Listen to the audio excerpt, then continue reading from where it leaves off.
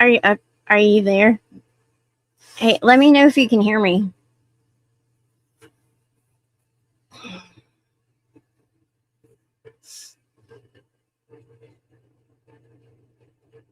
I mean, you should be able to. It says the microphone's working, so.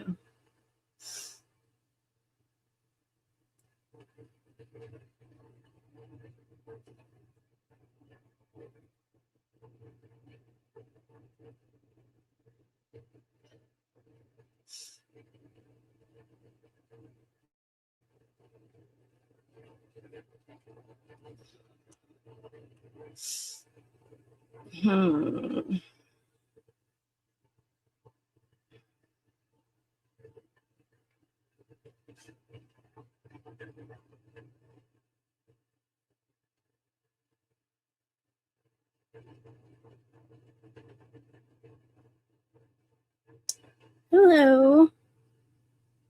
I've been just waiting for people to show up to get started.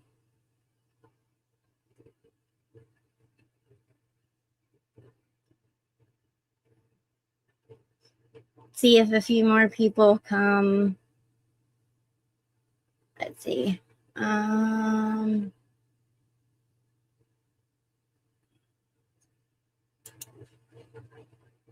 Let's put something on.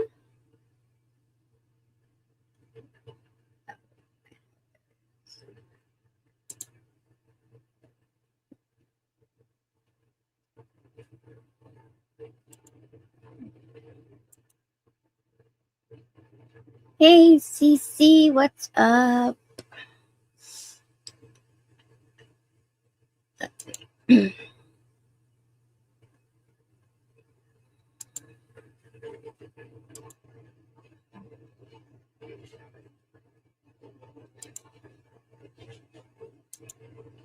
Well, I've got a friend with a fuzzy mind, short little legs, but a big, big brain.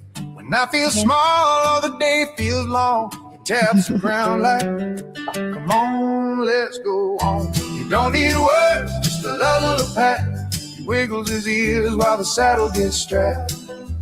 Me and my little horse, clip, clop, hooray. We're friends forever in a bright, big way, through puddles, hills, and fields of fun. Side by side till the day is done. Bless you, son. And the tiny horse you rode in on. We pack a snack and a map as the stars, kosher carrots and a pack of cards. If I trip up, he waits for me. If he gets stuck, I pull him free. When one feels wobbly, the other still. That's how you know you're a friend for real. Me and my little horse, clip, clop, hooray.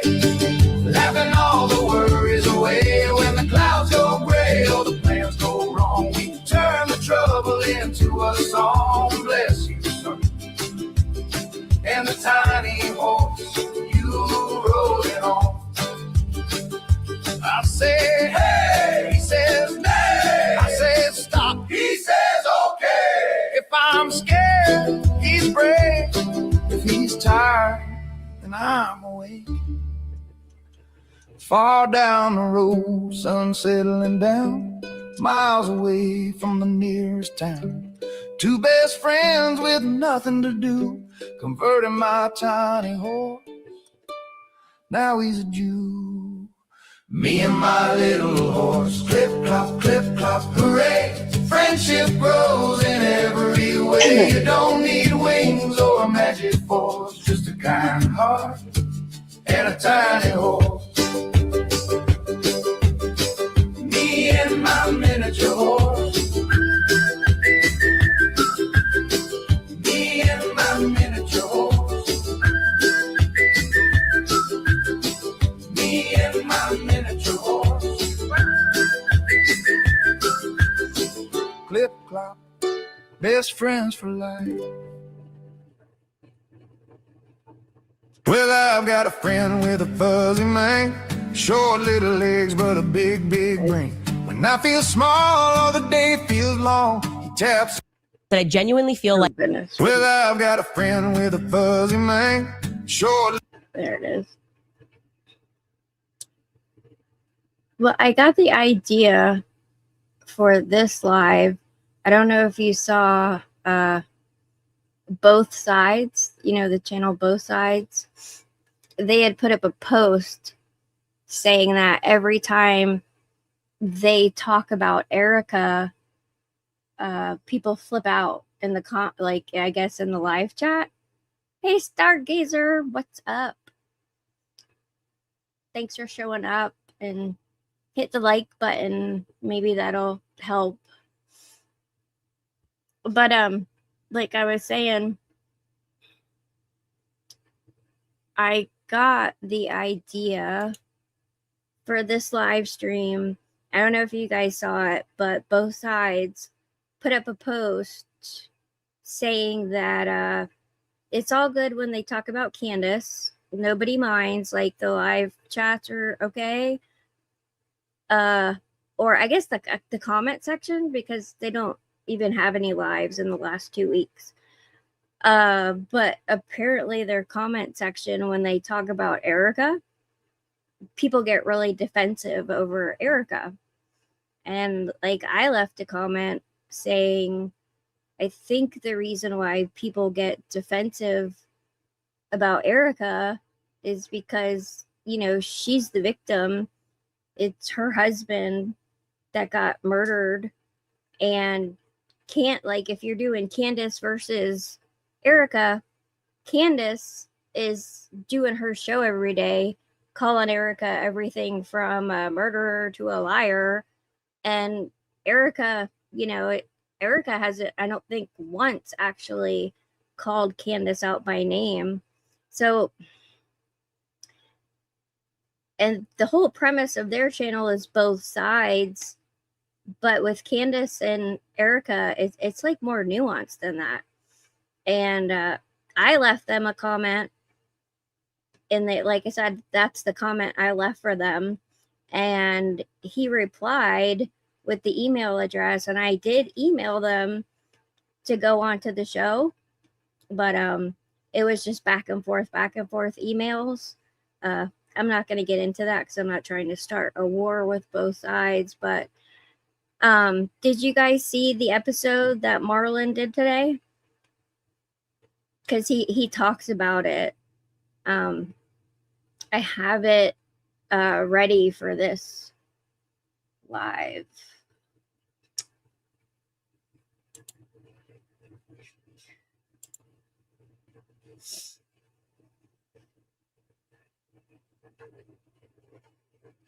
Oh, okay, Stargazer, yeah. Yeah, well, like with me, they just dropped a link. Like I emailed them saying, yeah, I'm definitely interested. And then, I was busy, and he sent me an email and then just dropped a link. And, then I emailed them back saying that yesterday I had to go to the hospital and get x-rays and stuff. And I said I could probably do it Friday evening or Saturday. And then he emailed me back talking about Saturday. Oh, I can't wait that long. So I was like, I emailed him back like, okay, cool. And then he emailed me back again saying, when are you available? And I said, anytime tomorrow. Let me know tonight, anytime tomorrow, and I'll be there. And he did not respond to that. So it's kind of funny that, like, in their video, like, Cece, you said you already watched it. Hey, we watch YouTube. Do you change your mind about editing? But I'm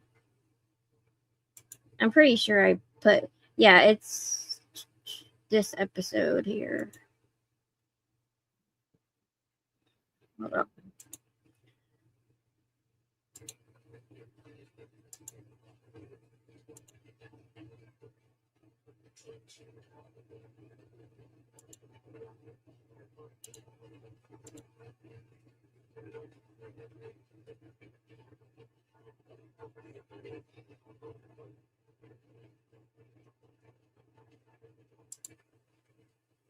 that. All right. I'm trying to get faster at this. Okay. I don't blame you. Okay. I know Cece said she already saw this, so let's hold on. We can speed it up because at the end he actually calls out people that won't show up. Hate her. Those of you that love her. Okay? Because we've been seeing some comments floating around. I'm not going to address the comments, well, because there's no need to. There's some things better left alone, and that's one we're not going to talk about. However, I do want to have a discussion, and this is the discussion. For those of you, and we'll start with the haters first, because at first he talks about the haters of Candace or whatever. And I totally forgot what I was going to say. Okay, well, anyway. Easier. The haters of Erika Kirk. How many of you that hate Erika Kirk now knew anything about Erika Kirk before Charlie Kirk died? How many of you knew anything about Romania? How many of you knew anything about her prior dating situation? How many of you gave a damn about any of that? How many of you even remotely understood anything about Erika's spiritual standing? How many of you knew anything at all about her having affiliations with Trump, the pageants, her parents, her mom, dad, sister, cousin, tanty, all of them? How many of you knew anything about it? None of y'all. Maybe one or two of the millions that now dislike her. You get to where he goes to, because the only legit criticism he could come up with about Erika was can't even like link the two damn things. Nicki Minaj. People are trying to. We're not trying to do that. Can we say that Egyptian planes were following her and telling her all kinds? And we can't prove that neither. Can we prove that Erika trafficked children? No, we can't prove that neither. There are people trying to prove that. So we're not even doing that. We ask something as simple as this. Is saying somebody in heaven orchestrating stuff on earth right? We catching flack for that. But y'all say you serve God. You see the problem here? Both sides are living in glass houses, and both sides are armed with absolute boulders ready to aim. You know what's going to end up happening? Both of y'all going to be homeless. Yep. By the time this is all done, both of y'all are going to have no homes to live in. But y'all go ahead and throw your stuff. Hey, man, pelt all you want. Keep breaking out windows and doors and walls because everything's made of glass. Go ahead, break your sinks, break your tubs, everything. Gun safe, whatever you want to break. Have fun breaking it. And all the while saying, I don't live in a glass house. No, I don't. Yeah, you can keep doing that. But you can't call the moral high ground when you won't actually look down to see where the hell you're standing up. Because you're not on the high ground. You're not on the ground at all. You're up there floating with the rest of them. The same team that thinks that Erika flew on or had affiliations with Egyptian planes and mom had affiliations with the military, and that's why she has the ability to meet in some fort somewhere else to have the hand of a person kill her husband and all that trash. That level of crazy is the same level of crazy y'all are when you tell me that, oh, yes, Charlie's in heaven orchestrating things we can pray to. I would dare say, actually, the other one's worse. Because like I said, you're messing with the one person you probably shouldn't mess with. You're messing with the one. Who said it was okay to pray to Charlie? I know Megyn Kelly said something on her show about praying to Charlie. And I know when we did Christian Conservative, because I, chat mod Christian Conservative, a lot of the people in the chat did not agree with Megyn Kelly saying it was cool to pray to Charlie. So, I mean, obviously he's going by his comment section, and I, didn't go through all their comments. Right. And she's Catholic, which they pray to saints. So praying to Charlie isn't that far off. If he's talking about Erika, I know Erika said, because her daughter's only 3 and she's trying to explain to her where daddy is. And I know Erika tells her little girl, that daddy's in heaven with Jesus. So, I mean, if he's talking about that, that's not praying to Charlie. That's just trying to comfort a little girl who just lost her father. So, yeah, I mean, I can totally see why people would defend that. I would defend that. Now, Megyn Kelly praying to Charlie, I try not to judge other people's faith, but, biblically wise, it's not biblical to pray to Charlie. No. One man's program that you probably shouldn't be trying to put your hand in, and that's God's program. Trying to insinuate that somebody is usurping authority over God is some mad work. This could be a warning to you to be careful. But if you don't want to be careful, I mean, hey, look, to each his own, make your own decision. But don't come to us talking sideways like we don't know what we're talking about and try to deflect and go to the other person and what they talk about. Let's talk about that. Why are you defending that nonsense? Those are the tangible said things. The other side is arguing for stuff they cannot bring information about. It's all hearsay. It's stuff, and we understand that, and we've called that out 40 going north. But our title of our program is not for shits and giggles. It's legit. The same way we can point fingers at them, the same way we can point fingers at y'all and ask you the same damn question. Why is it that you're okay with that level of blasphemy coming from people that you say follow God? Is it bad to call that out? To the point where y'all are okay with them bringing on the most debaucherous human being, and the excuse you give is maybe she found God, while making a song right after that have nothing to do with God. But she found God. Which God did she find is a question. The God of what? Convenience? The God of what? Opulence? What God did you find? Did y'all ever think to ask that? So because she mentioned Christians in some foreign country, now all of a sudden she believes in God? We can't call that out. We're the bad guys. We're the ones that all of a sudden now are the mean, evil, wicked, disgusting kind of people, right? We can't call out Nikki for using some sort of a disgusting satanic doll in her post right after she said she loves God, though. Or she's a baby Christian. If she's a baby Christian, then maybe she should be trying to find some leadership that will help her not do stupid stuff on the internet to prove that she's not a Christian. But everybody knows that this whole following God thing has become something of a cult movement as opposed to true and genuine following. You can sound and say all the stuff you want. That makes people believe that you definitely know. I know God. I follow God. I'm a Christian for sure. Then you turn. Hey, GGB, welcome. We're going over this, in the description, it says, apparently both sides is getting slammed in their comment section for talking about Erika. But in this video, the only legit criticism he's had so far is praying to Charlie and having Nicki Minaj at Amfest. Turn around and do everything contrary to that same statement. The same way that the other persons on the other side. Yeah, Cece, did y'all see the post that they put up? Now, Corey put up the post, and that's what I was going to say earlier when I stopped the video and was like, oh my God, what was I going to say? Corey put up a post. Yeah, Juju. Well, he's not talking bad necessarily about Erika. What he's saying is that when they talk about Erika, people attack them in the comment section, defending Erika. So they put up a post saying that it's okay when we talk about Candace, but when we talk about Erika, you guys, attack us. And so basically he's saying that we're not allowing them to do both sides of the situation.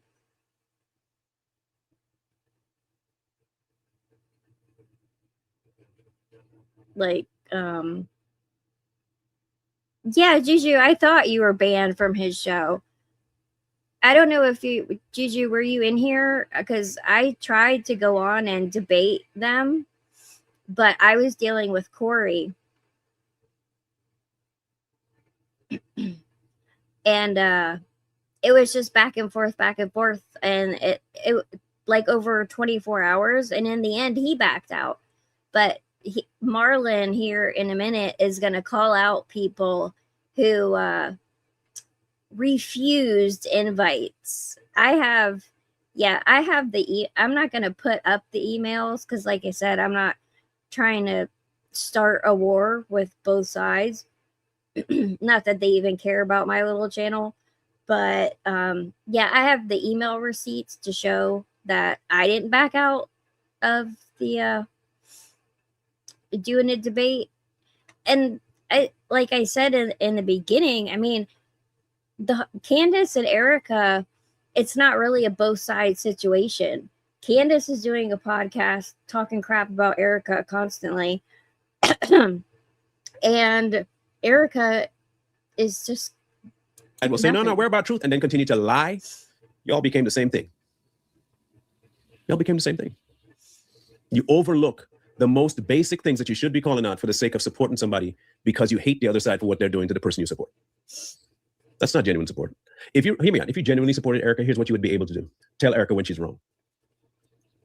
And we're not talking about having things to do with TPUSA. That's a business. That's a whole different thing altogether. We are talking about the more consequential thing. You should be able to call her out when she does something spiritually wrong. If you're about helping people walk the straight and narrow, that is. I mean, you're willing to give Nikki all kinds of passes, but you're not willing to correct her. You should be first to tell her, Nikki, take that down. That is not good. Should be, but you don't do that. You're giving her the pass to be a certain way because she's a baby. You're giving Erika a certain pass because she's been grieving. People do a lot of crazy stuff when they're in pain. That don't make it right.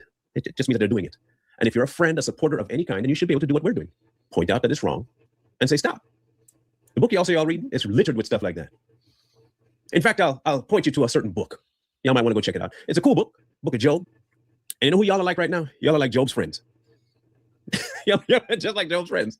They talking outside like they don't have nothing. They don't have a clue what they're talking about. They quick to talk about God, this and you and what you could have done. They quick. They have no idea what they're talking about. None. And at the end, of course, God says, y'all, they'll be talking for no reason. Just talk. Go ahead and let Job pray for y'all because y'all just need that badly. I'll listen to him and I'll let y'all slide on his behalf. But don't let this happen again. Maybe, just maybe, we're not wrong for calling and saying certain things that we see tangibly. But maybe you're wrong for not looking. The same way the other side is just as wrong for lying, concocting, creating, crafting a storyline, linking things that don't belong. Both sides can be wrong. And you can be indeed in the middle and call both sides out. It's not that bad. You should try it sometime.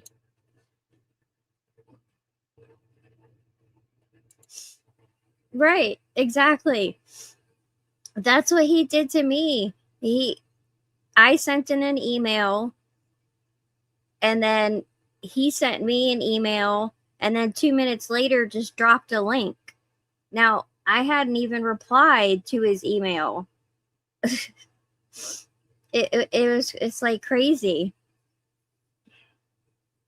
I mean, so like I said, I was like, hey, I just got your email, and like I said, I just wanted a little bit of notice, so that way I could put up a post on my channel, saying that I would be on both sides to let you guys know so you could watch or whatever. But I don't know. It kind of seemed like they read some comments, got mad, got emotional, like wanted to do it. But then when it because I told them anytime today when I emailed, it said Corey in the email. Friday night, I told them anytime tomorrow, just let me know tonight, whatever time tomorrow, and I'll be there. And that's where it was left. Stay neutral long enough to see the truth. And it'll be so much better for you. Nothing will polarize you. But blinders are a great thing when you see that, hey, I have a path to be on. I'm not going to listen to left. I'm not going to listen to right. Straight ahead. You can apply that to everything else in your life when you're trying to get success, but somehow this one's different.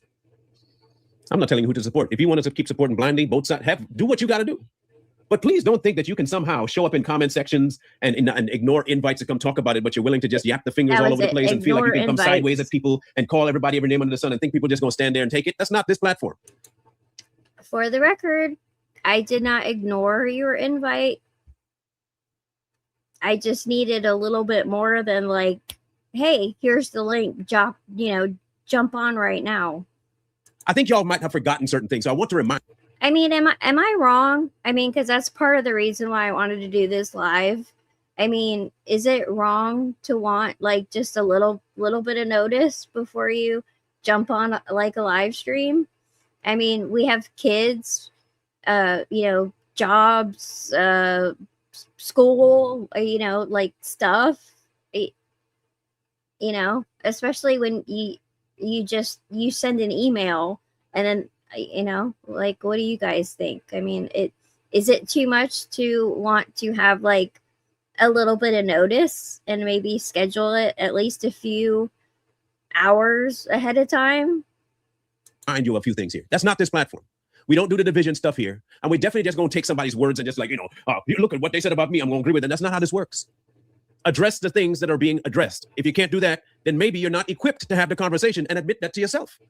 You're not on the level to have a conversation. You're polarized, which means you do not have the capacity to think. You can admit that. And once you admitted that, then you'll have the capacity to think. Both sides can be wrong for two separate things. One side can be wrong for lying and concocting, and one side can be wrong for misusing God.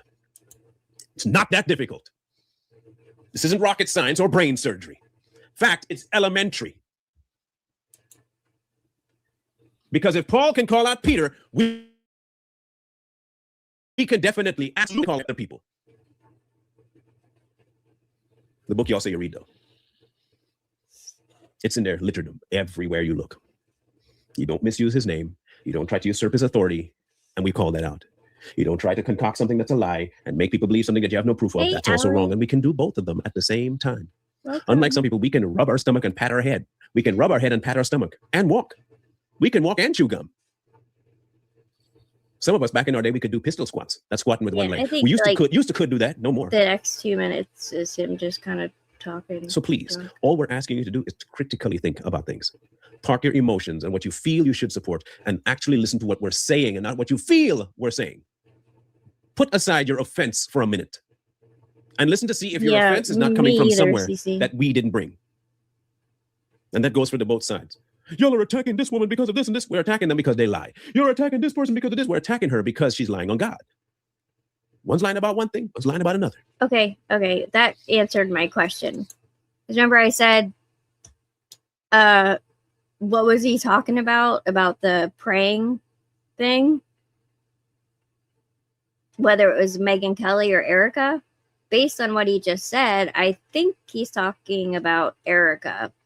Now, I know she does the thing with her kid, and I know she kind of looks up, when she's talking, and she, she says, like, Charlie, I love you. I don't consider that praying. I mean, I don't think she, like, actually sits down and prays to Charlie. Now, Megyn Kelly said she prayed to Charlie, like 2 years, 1 month. God did that for a reason. And I think most of us need to implement the two things. Yeah, exactly, Stargazer. Like, that's what I was thinking. Like, Corey is the one who put up the post that called out anybody that wanted to come on and do a debate with them. Sorry, my nose is running again. It always runs because of my neck. Like, that's why I had to go get x-rays and everything. But yeah, why didn't Corey do this one? That's what I would like to know. Instead of the one, far more often.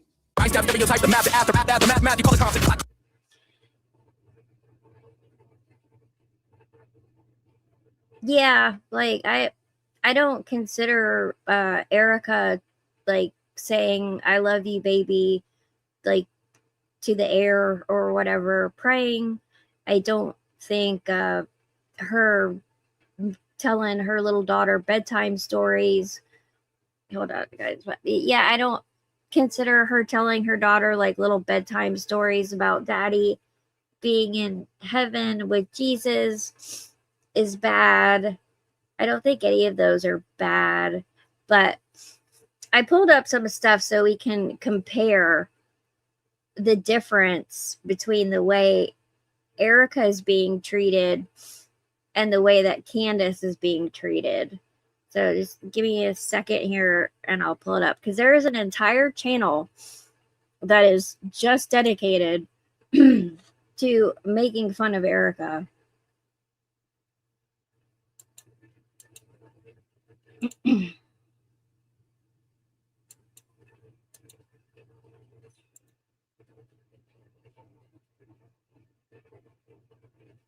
Here we go. Share stage. All right. Yeah, it's this channel here. 80 Fleet. And I pulled up some of the videos, and they're horrible. I can put my camera back on. I was fixing my nose. Let's see. Here, we can just do it this way, I guess. He finished his book, and now I get to promote it. I designed the cover so his face would be blurred and I would be remembered for his book and not him, because I want and deserve the attention. Sure, make heaven crowded and all that, but let's make my pocketbook crowded first and foremost.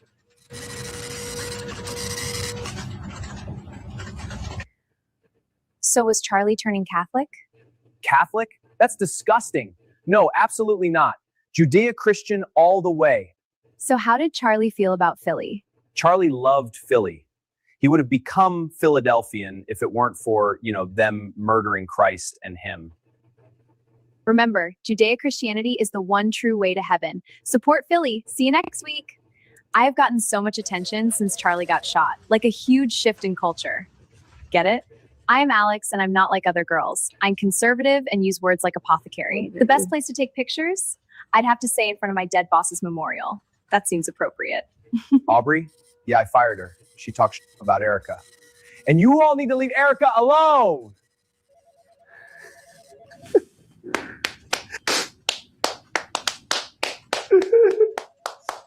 They're all so gay. We're not gay.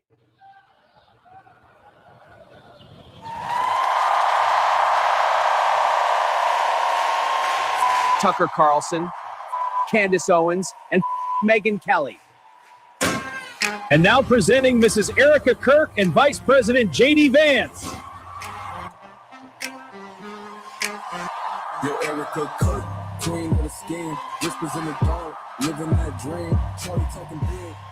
If my husband's death can get JD elected, I'd do it all over again.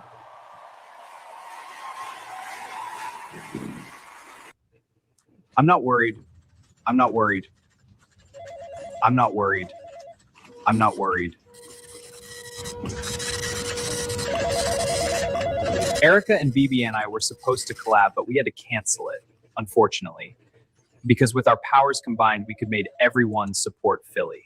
So I am meeting with investors now.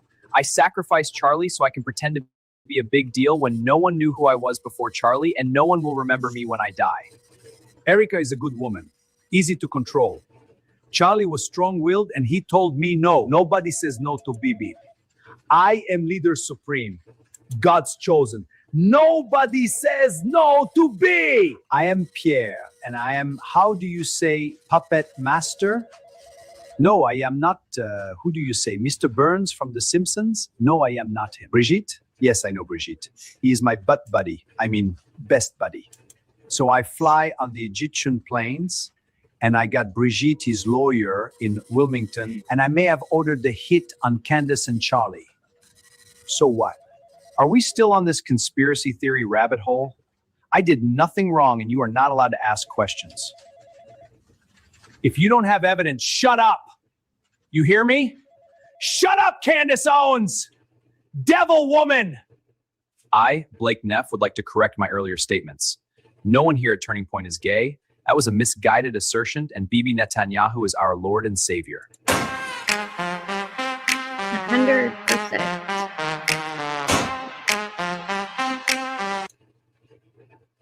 But yeah, those are the kind of videos that they're making about Erika.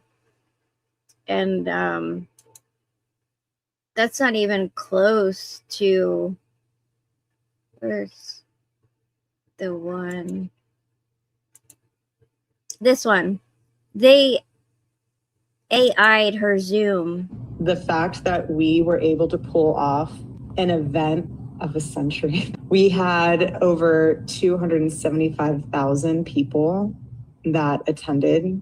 There's so much work to be done. I mean, since his assassination, that is a blessing in itself. We have 100,000 chapter requests. We have 300,000 new donors. We had thousands that were registered to vote. You have over 20,000 AmFest registrations. I think we have 50,000 plus hat orders to fulfill. We're at like over 200,000 for merch sales. My husband's dead. Like, I'm not trying to be morbid, but he's dead. Everyone grieves differently. So if someone's acting weird, don't read into that. If you do need more time to grieve, My condolences. Stop. That's it. again, not normal. Yeah. So that's the kind of videos that they're making about Erika. There's old footage of Tyler Robinson that is now circulating. Yeah, I was looking up at the light. This just is before Milk getting Bar. there. That just came up on autoplay. But yeah, so that's the kind of stuff that's out there about Erika. And that's not even the worst of it. I mean, you know, there's entire channels where people are pulling real videos of Erika and then sit there and pick her apart and, you know, call her a liar and why is she dabbing her eyes that way? And I actually saw a post on X that said, can we just admit that her hair is too long? I'm like, are you serious? With like, so that is what Erika is receiving. Now, Candace, on the other hand,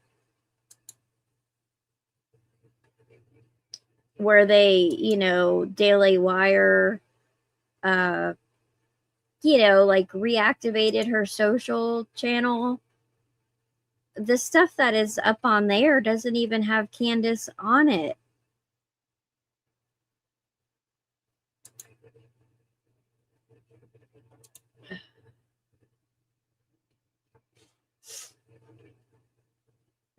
I'm trying to, I got lost.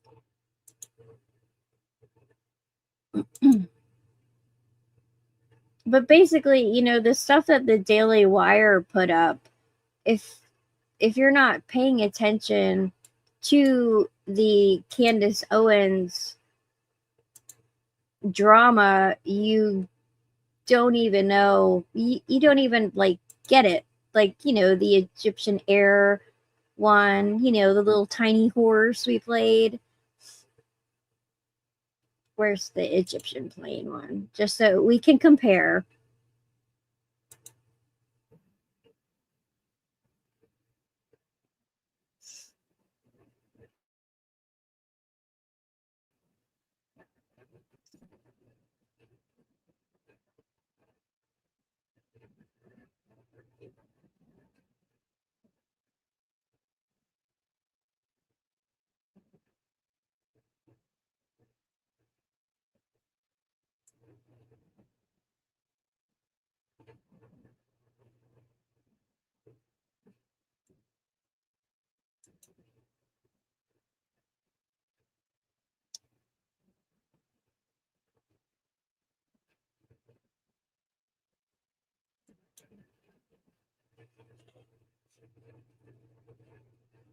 Okay, now, I mean, that doesn't even have, you know, obviously it doesn't have Candace. It doesn't have Candace in it. You know, it's making fun of one of her ideas. The videos that are on that other channel I just pulled up, those are straight up just picking on Erika. I mean, they have her making out with JD Vance. And I meant to point out how many views those videos have. It's like a ridiculous, it's a lot. I mean, it's in the thousands, and it has, you know, I think the one had like 600 likes. And the video I played, that was part 3. There's 3 of those videos of the turning point, whatever they call them, where they made an AI version of Turning Point, making Erika look terrible. But yeah, I mean, let's see how, well, it's almost been 40 minutes. But yeah, I mean, what do you guys think I mean, I don't think Candace and Erika are a both sides issue. And it's definitely on the YouTube front, it's definitely not even. Erika is getting picked on way more than Candace, and it's way harsher. And actually, Jesse on Fire, I don't know if it was live or it was a video, but he is now saying that Charlie is still alive. So that's where they're going. I don't know if that's where Candace is gonna go, but that's where Jesse's going, is that Charlie is alive. My mom was out there watching it, and he was showing videos of Erika and stuff, and showing how he's gonna put it all together that Charlie's still alive, which I do not believe for 1 second that Charlie is still alive. I mean, have these people forgotten that there is a guy in prison, that there's like a trial? So, I mean, they don't like bring capital murder charges unless they have an expired body. So, I mean, what are you trying to tell me? That Tyler, his parents, the entire prosecution, the entire police team, all of them are in on it? I mean, Tyler's parents, like, Tyler's willing to sacrifice himself. His parents are willing to sacrifice him. So the Charlie still alive thing is that's just crazy. So, wow. Yeah, exactly. Elvis is still alive. JFK is still alive. They're all hanging out together. Like Elvis, JFK. Well, hell, they would have died of old age by now, right?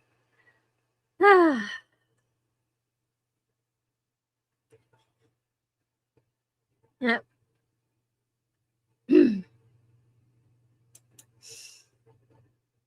Dude, what Jesse on Fire, like, because I didn't even know who he was until the Candace thing.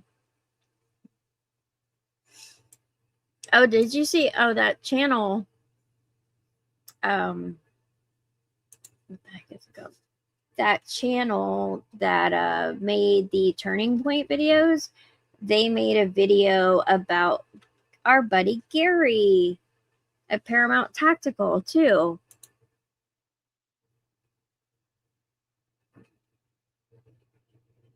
Here. Hold on. I gotta change the tab. Hold on a second.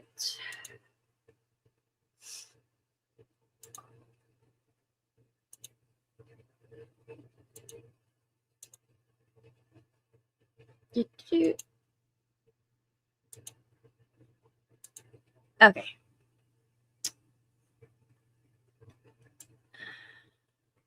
The obscure YouTuber. I made a short. I don't know if you guys saw it, but I made a short. It's Candace saying the obscure YouTuber, Paramount Tactical. Kind of like how the Daily Wire. No, it's an AI version of Gary. Now, Gary from Paramount Tactical is the unofficial Shemp of Turning Point. I don't know if you've known that. You can catch Gary on his own podcast from time to time, and he's like, whoop, whoop, whoop, whoop, whoop, whoop, nyuk, nyuk, nyuk. Why I oughta, running around in circles on the ground. Now, Gary from Paramount Tactical is the unofficial Shemp of Turning Point. Yeah, I mean, I'm sorry that wasn't even funny. You know, like, I'm all for comedy, but yes, Juju, they are picking on him big time. that's why Edie Edie Lowe, you know, she made those really funny videos making fun of the candies. And that's why I put together that short of Candace saying Paramount Tactical over and over again. Because she's like, these obscure YouTubers, Paramount Tactical, Paramount Tactical, Paramount Tactical. It's like, if he's such an obscure YouTuber, why do you keep mentioning him? I mean, she mentioned him in at least two other episodes, but it is literal torture to try and find them because I have to watch her videos and, you know, try and find right where she says Paramount Tactical to clip it out. So I only clipped out a few, but it was enough to put a video together of her saying obscure YouTuber and Paramount Tactical like 3 times. So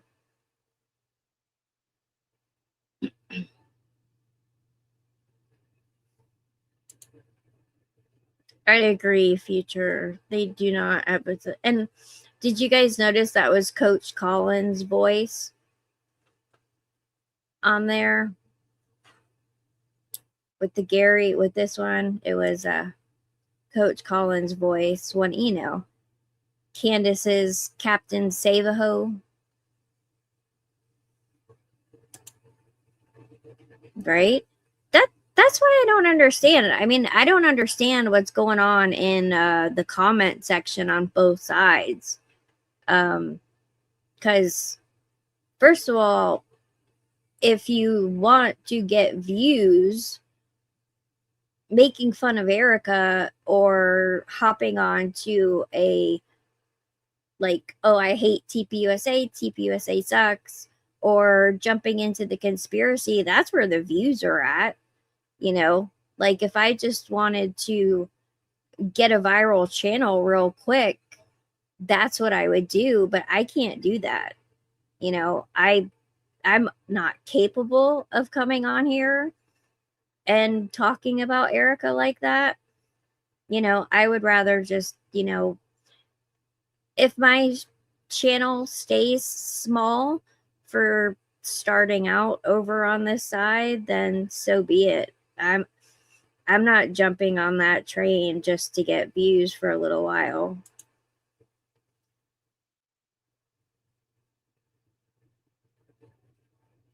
Oh yeah, Coach Collins is like a total Candace Owens shill. I don't like ever watch his videos because he's just annoying.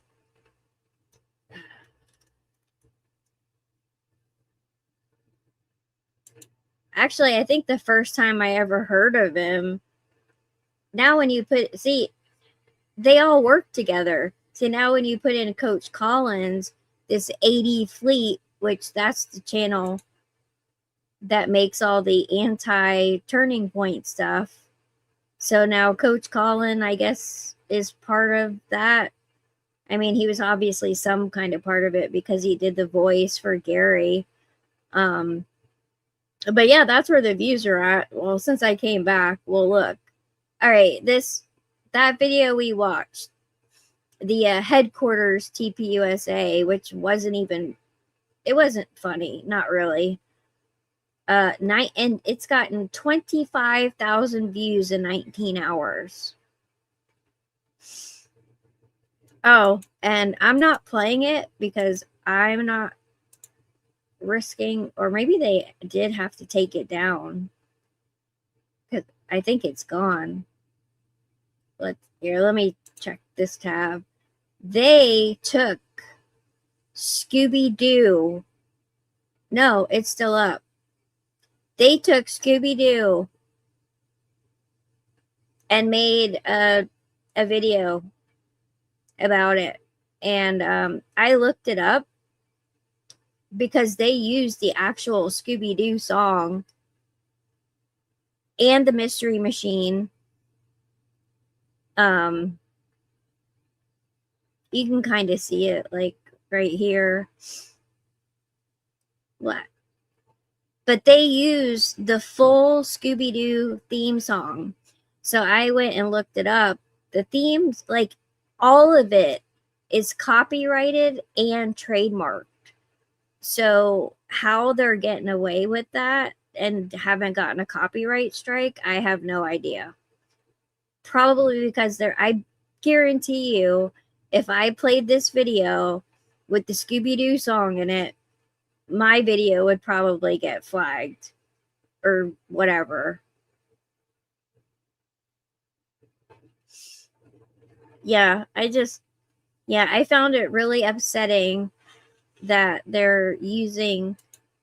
I was upset. Scooby-Doo was like my favorite cartoon as a kid, and it really bothered me that they used Scooby-Doo to do here. If I mute it, we can watch the video. Then the song won't play.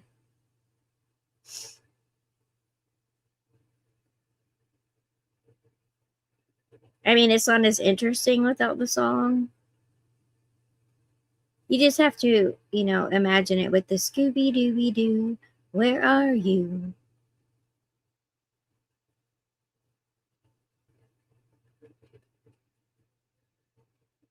Yes, I thought this part was creepy.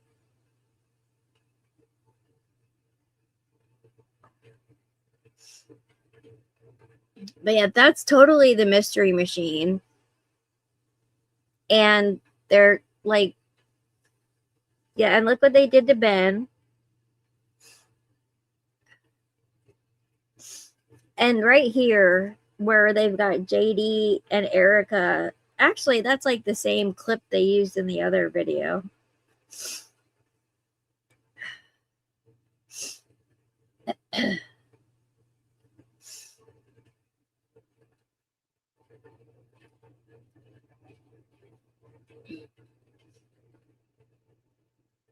But yeah, it's like, I don't know. They can do whatever they want, I guess, including hijacking the Scooby-Doo song.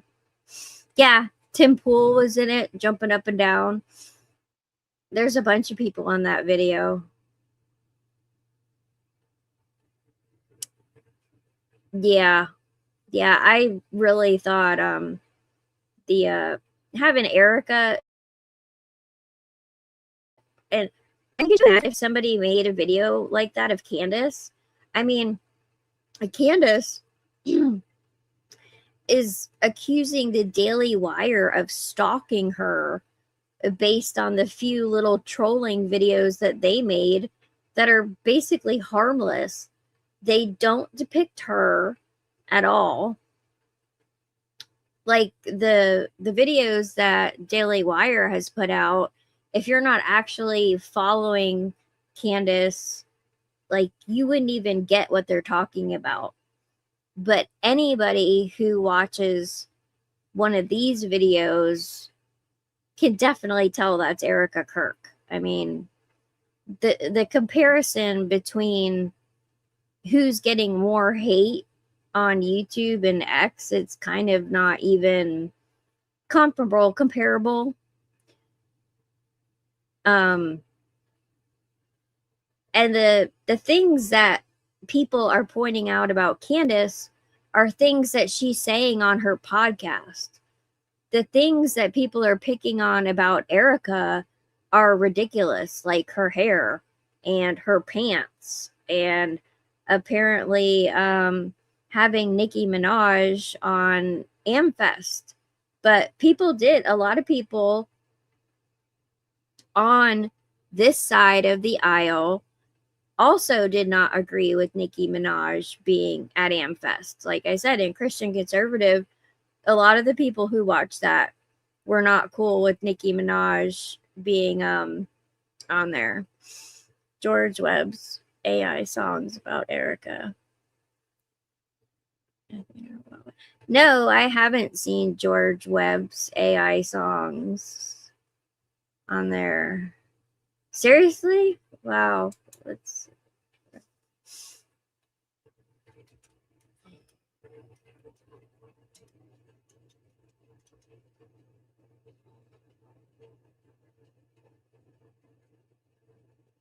Let's see.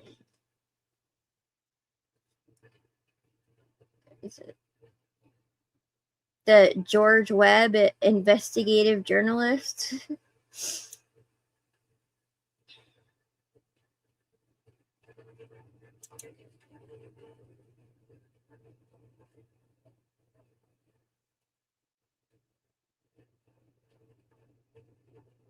The short videos? Okay.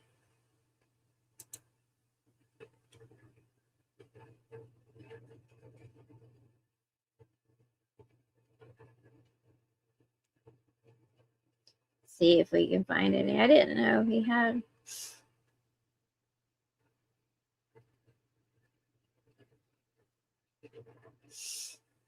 Yeah, Candace is the big bully. I have her episode from Thursday because I know Jay Witt didn't watch it because I don't know, I missed it. By the time I got to Jay Witt's live, he already had the pastor on because he couldn't watch it. Okay, here we go. George Webb music. Is it this music playlist? Yeah, it kind of looks like beauty pageant. It probably is this.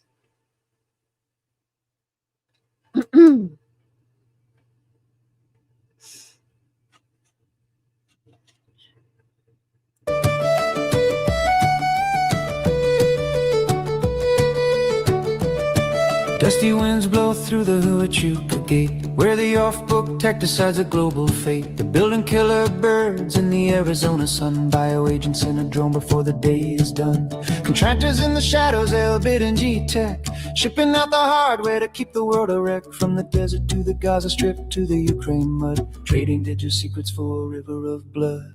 They're doing the WUKA, it's a sleight of hand, moving all the money through a shifting sand. From the Candlewood Suites to the hill above, it's a fist of iron in a velvet glove. Yeah, they're doing the WUKA, keeping secrets tight while the drones are screaming in the middle of the night.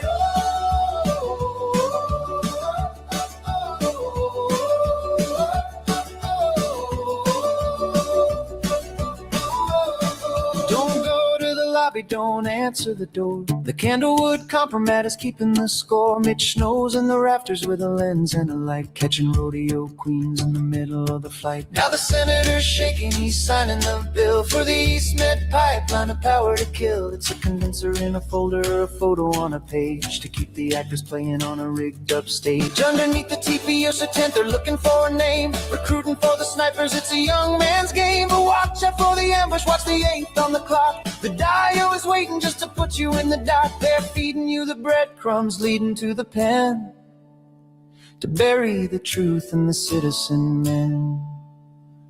Execute phase 3. Find, fix, finish.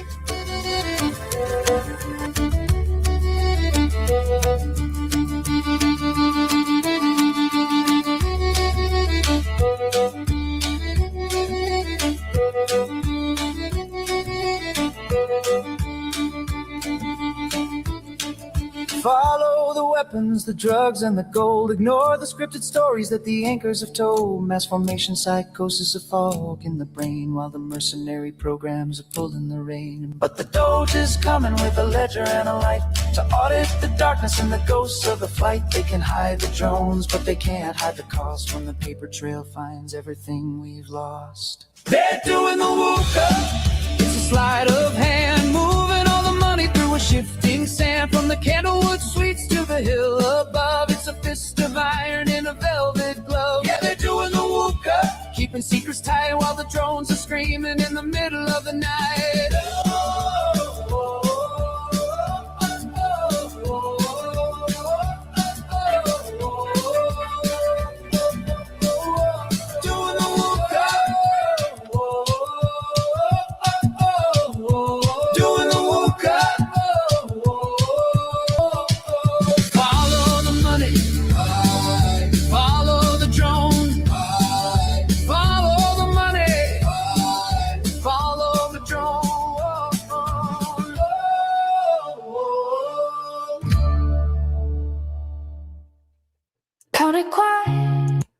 I think that was the longest 3 minutes of my life. Because I was sitting here thinking, oh my goodness, how long is this video? And then I looked and it's only 3 minutes. I was like, wow. That was awful. That was basically all of Candace Owens' talking points and conspiracy theories. So it's not even funny. And you know, they have large breasted women dancing around, and his page is supposed to be an investigative journalist. I'm sorry, but if you were like a for real investigative journalist, I think you would have better things to do than make crap like this. The next one is Fort Huachuca Candlewood Lost and Found, and I'm sure that one is just as creepy as the first one. Oh, Mitch is the guy that Candace Owens brought on. He is the guy, the only source that says that Erika Kirk was at Fort Huachuca and that Brian Harpool apparently was at Fort Huachuca.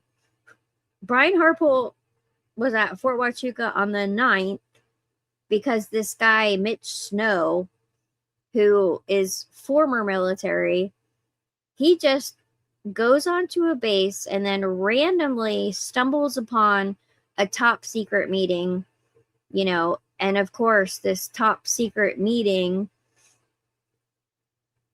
the only thing it could possibly be about was them planning the assassination of Charlie Kirk. And Mitch Snow just happened to, you know, see them leaving. Like, okay, even if the military was going to do that, which the military wouldn't do that, that would be handled by like the CIA and other shadowy government things. But if the military was going to do an assassination, do you think they would hold the meeting to where everybody walks out into like a lobby where just any random people could see them? I mean, seriously, it like literally makes no sense whatsoever. And that's why, you know, that's why Candace doesn't like Gary, or Candace and Coach Collins. That's why they're picking on Gary, because Gary, you know, did some digging and found out that Mitch Snow was a pathological liar. I mean, it wasn't, well, Gary went deep. The work Gary did, he put a lot of work into it. But I remember, you know, on LLC's channel that night, just doing like surface checks of Mitch Snow, it was like, this guy is definitely not credible, and he definitely lies, because, you know, he has that, there's a post online about how he fell off a mountain and broke every bone in his body. That never happened. He went on the podcast talking about his wife beat him with a hammer when really he beat up her car with a hammer. So the guy is a pathological liar. So that kind of makes his word not credible. But somehow Candace doesn't put the 2 and 2 together, because she's still on her show, still says, you know, what does his baby mama drama have to do with what he said? I'm like, a lot. When you're, because it's more than baby mama drama. He's an abuser and, you know, a proven pathological liar. So if that is your star witness, I think you should, you know, probably like just let them go. Right, Stargazer. Yeah, I know. It like like a surface, Google search on Mitch Snow. I remember we pulled up, he did the dive pirate things. And what's the guy's name? Alan West. Alan West was part of Dive Pirates. I think he's a lieutenant colonel, Alan West. He was part of that. So, and Mitch's whole, hey, Alex.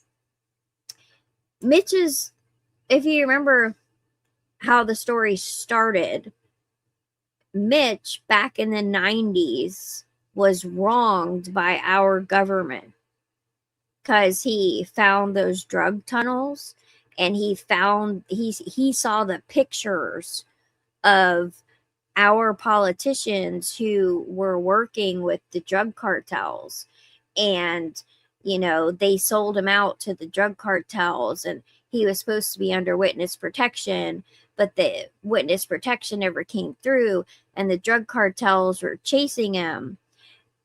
But none of that happened. Like, all of that's public record. Literally, like, the article that Candace Owens shows on her show, she only shows the headline, but if you actually read that article, it says right in the article that U.S. officials were working with the cartels. So it was public knowledge. So why would Mitch Snow, which that wasn't even his name back then, but Harry Myers, right? I think Harry Myers was his original name. So why would Mitch Snow need witness protection for something that was in the New York Times?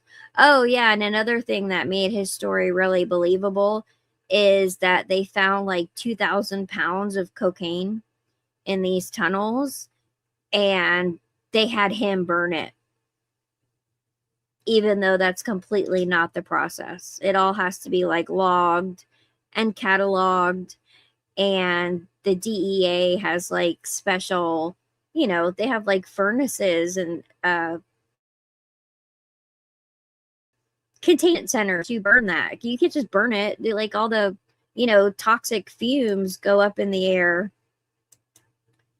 It's insane. So yeah, so Candace looked at it. She looks at it like the whole Fort Huachuca made the internet go insane. No, it wasn't Fort Huachuca. It was your crappy witness, Mitch Snow, who is a piece of bleep human being and a pathological liar. That is why the internet went insane. And that is why Gary at Paramount Tactical and Valhalla, who was on her side, but even because he doesn't, I like TPUSA, I guess. But even he, wouldn't stand with the Mitch story because of, Mitch is a garbage liar.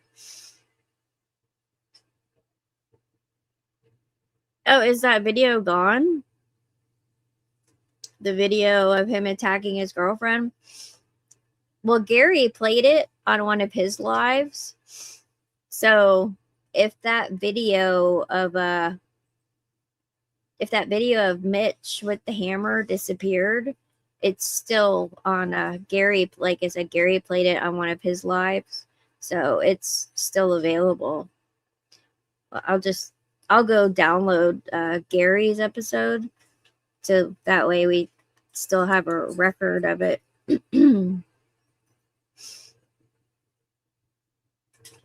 Yeah.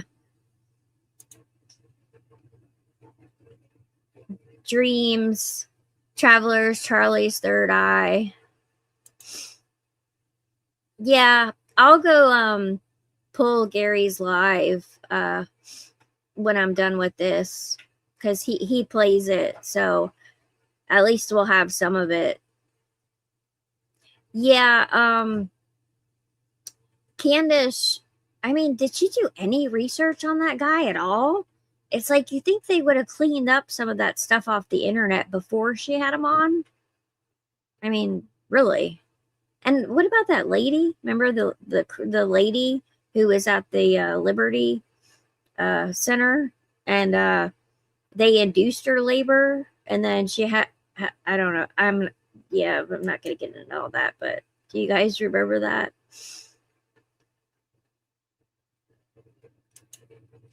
Yeah, I will. I'll look. I'll check Gary's lives. It was the one episode where he had his wives on and stuff.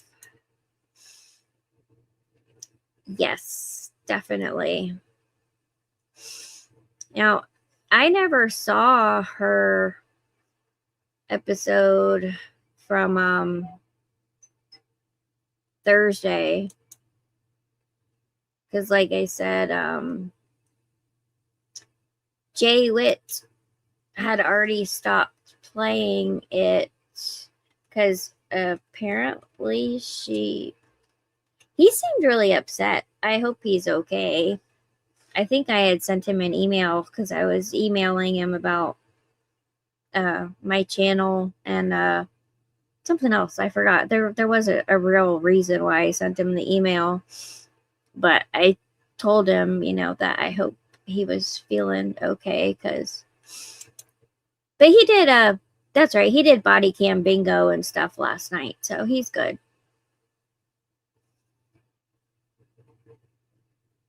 Is that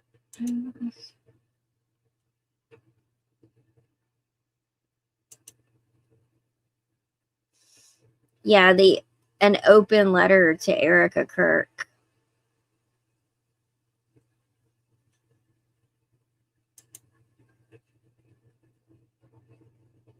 Okay.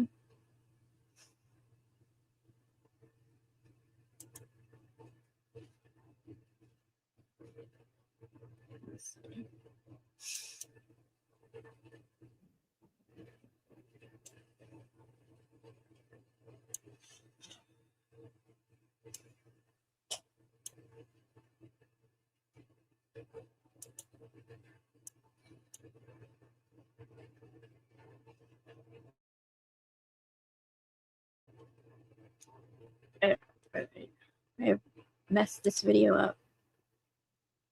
There it goes. All right. Sorry, I'm messing around with this other video, trying to.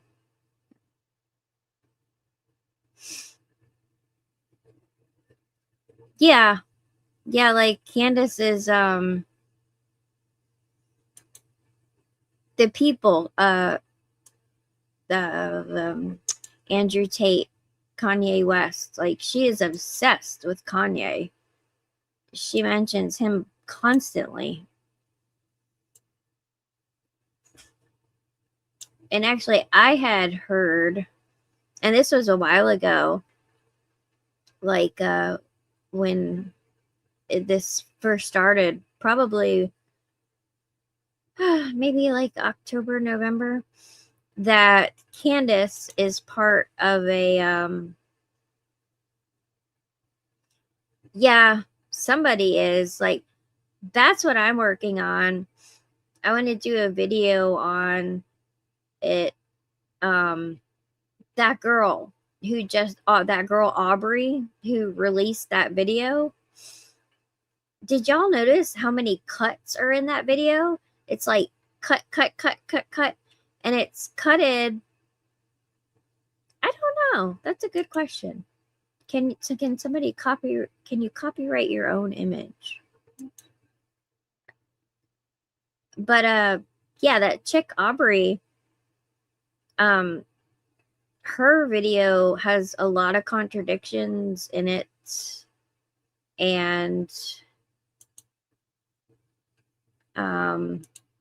there is a ton of cuts in it. Actually, you know what? I downloaded it, and I was trying to figure out what to do next. So my name is Aubrey Leitch, and I am the former public relations manager for Turning Point USA. And I was a part of the recent kind of mass termination group at Turning Point and was let go about 3 weeks ago. And at the time of my release, I was working for the ATK company, which is spokesman Andrew Colvet's private business that contracts out with the Turning Point kind of ecosystem.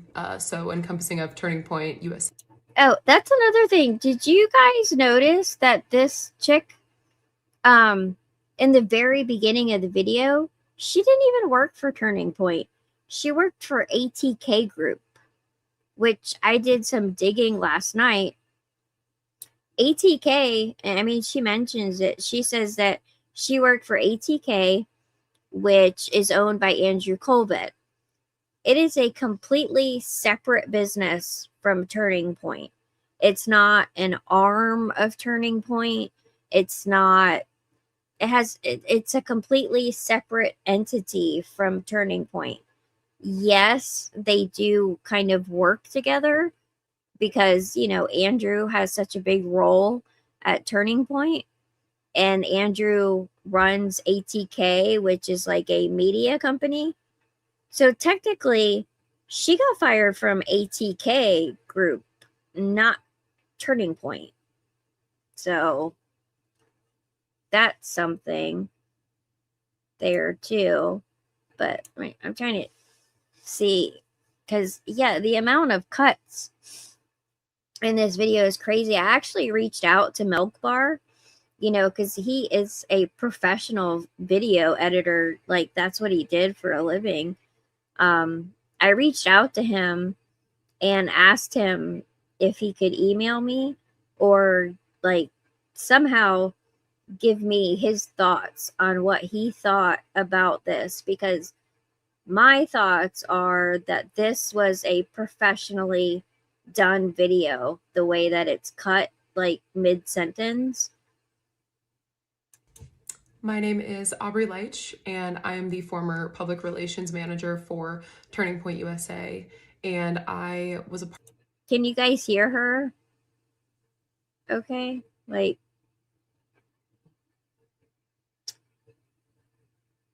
part of the recent kind of mass termination group at Turning Point and was let go about 3 weeks ago.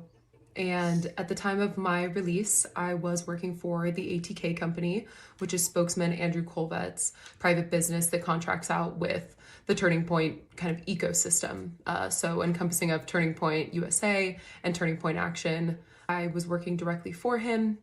Prior to that, I did work for Turning Point USA. So I've been with the organization since 2021. So my boss, Andrew Colvet, and I had a very close working relationship. I talked with him on a weekly, if not daily basis. My tasks were assigned by him to me. Working directly for him was a challenge and very intimidating because, you know, he was Charlie's right-hand guy, always in Charlie's ear, constantly. And so it was very important to me to be an impressive and loyal employee to Andrew, to which I believe I certainly was. I did so many things for that company. I worked many, many hours outside of my general kind of understanding of what this job entailed. And I had no problem with it because I wanted to work hard for both Andrew and Charlie, for my coworkers, and for the Lord. And that was the expectation that Charlie had for us as well, was to work very hard. I really believed in the mission of Turning Point and what we were doing. So taking you back all the way to 2021 when I first started working at Turning Point, let's be honest, being a conservative was not very cool or trendy back then. I think we really owe it to a lot of the work that Charlie put in and us at Turning Point put in. It kind of made conservatism more cool and trendy. But back then, it wasn't very cool. And so it was such a beautiful thing to be kind of plopped into this place of employment where everybody was so like-minded. It was just such a fun place to work.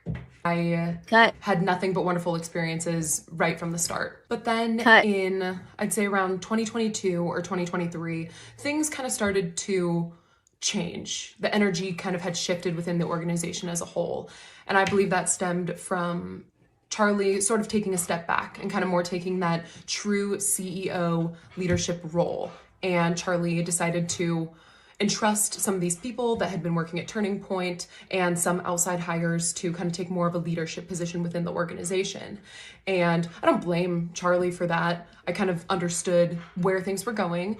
I wasn't a big fan of the energy and kind of environment shift, but I understood why things like this needed to happen. These people that Charlie put into leadership positions, I didn't always agree with, but I was certainly in no place to judge the discretion of my CEO. I trusted that he put the right people in charge, but over time I pretty quickly learned that some of these people in leadership positions were not people that I felt were either prepared or qualified to be or deserving to be in that role. Fast forwarding a few years from that time I just spoke about in 2022, 2023, all the way up until September 10th, 2025. Obviously, it was an extremely traumatizing day for everyone. I think pretty much everyone in the world with any amount of sanity was slightly traumatized by what they saw. It was an extremely traumatizing day for me. And I worked nonstop. My phone received hundreds of phone calls on September 10th, thousands of text messages, and multiple times I kind of got reprimanded for not being responsive enough to people, but I literally just could not keep up with everything that was happening between my email and my personal phone and my work phone. It was just non-stop. And I've seen a video of a coworker of mine who was also released from Turning Point. She spoke about 20-hour days. Yeah, absolutely. Those were very, very real, especially for those first 2 months post Charlie's assassination. In December, we obviously had America Fest here in Phoenix, Arizona, and that was nonstop work too.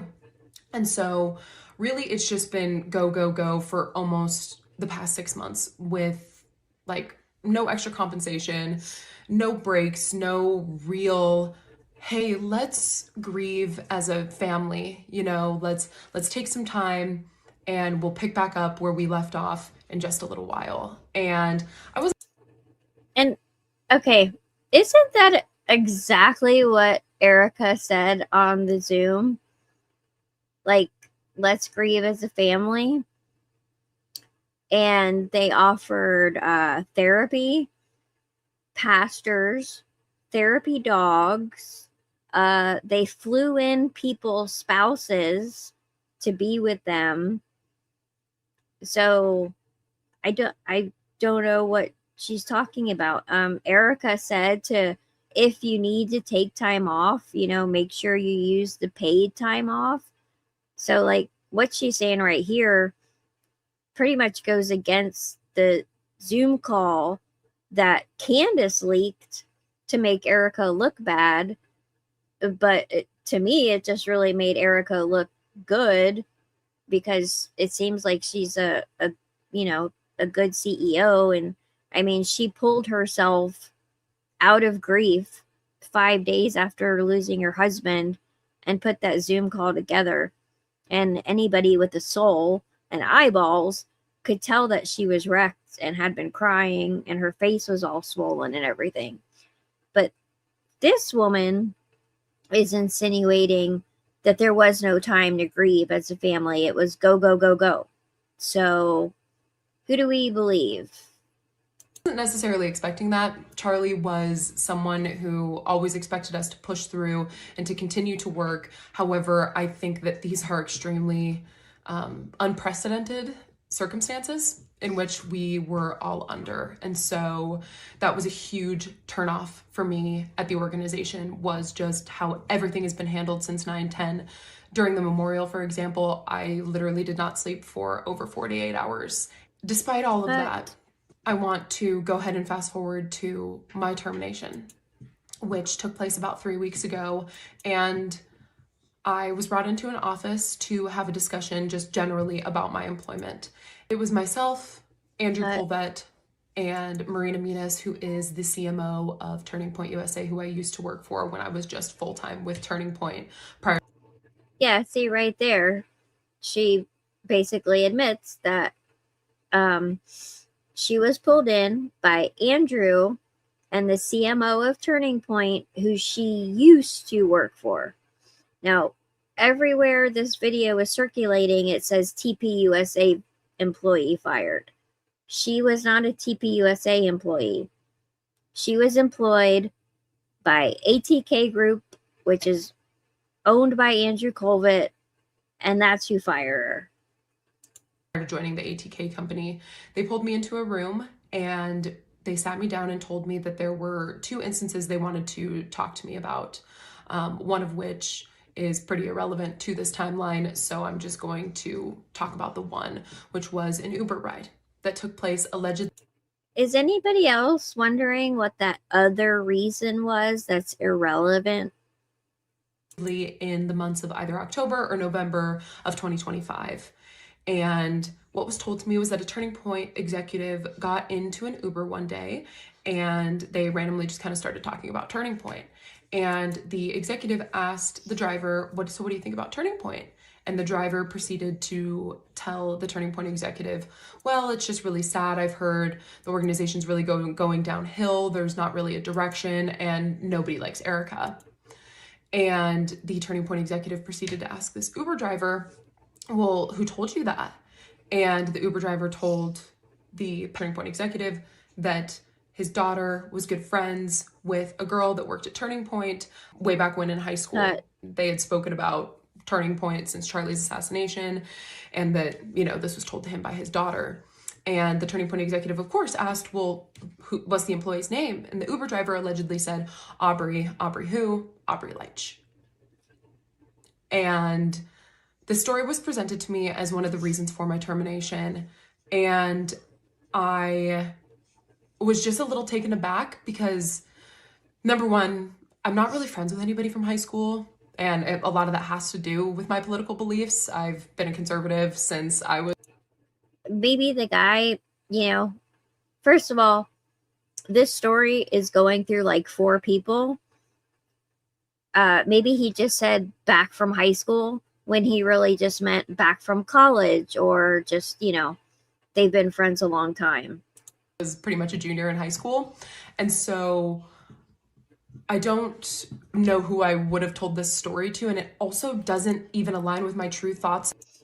I'm guessing because like when you sign up for an Uber, you know, you do it with the little app, and they probably, if the company she works for may have an account with Uber, and it lists, you know, like their name, but I don't know if it would have their first and last name, but yeah, it's possible.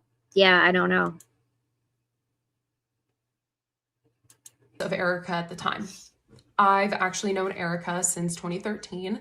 We were doing pageants around the same time as one another. She was in the Miss USA organization and I was in the Miss United States organization, and we happened to cross paths at an event. So I've known Erika for quite some time, and my thoughts of her and nobody liking her do not align whatsoever with that timeline of October or November. So that was one of Turning Point's reasons for letting me go. So unlike my peers, I actually was given reason. However, there's another thing I kind of want to dive into. To protect myself, I am going to preface with, Turning Point has not insinuated this. They never told me anything like this. However, I just have a gut feeling that I was terminated from Turning Point because I am questioning the narrative of what happened to my role model and CEO, Charlie Kirk, on the day of his assassination. What is being told to us in the mainstream media just really doesn't add up to me. And I'm really hopeful that one day it will. But as it stands right now, it just doesn't. And so I've been here in the background, talking with people, expressing how I truly feel, because as an American citizen, I have the right to my freedom of speech and my freedom of thought. And I have a lot of concerns and a lot of questions about what took place that day and the events leading up to that day. It is from my own experience that you can't question the narrative and work at Turning Point. That is how I feel. That is how other people I've talked to feel. It goes against everything that Charlie ever stood for. Charlie was someone who did question things, who did challenge the narrative. And I know that if anything at all were to have happened to myself or another employee or any other peer within the Turning Point family, that Charlie would be doing the same thing if we were brutally assassinated in the way that he was. He would have never lived it down. And that is what I'm standing by as well. I am not going to just idly sit by and hope that the truth comes to light. Did you get thrown out of this chat? Did YouTube throw you out? I definitely didn't throw you out, and I don't have any mods, so if you got thrown out, YouTube did it. I'm glad you're back. I'm going to take action. I'm going to ask questions. I'm going to talk to other people, and I refuse to apologize for having my own freedom of thought, which is something that Charlie ingrained in me and so many other young people. So really the purpose of me Another being cut. on here and speaking with you today I'm sure I is missed a to couple.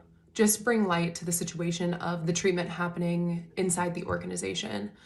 All of these people who have been terminated were the most hardworking, loyal, honest employees that Turning Point has ever had.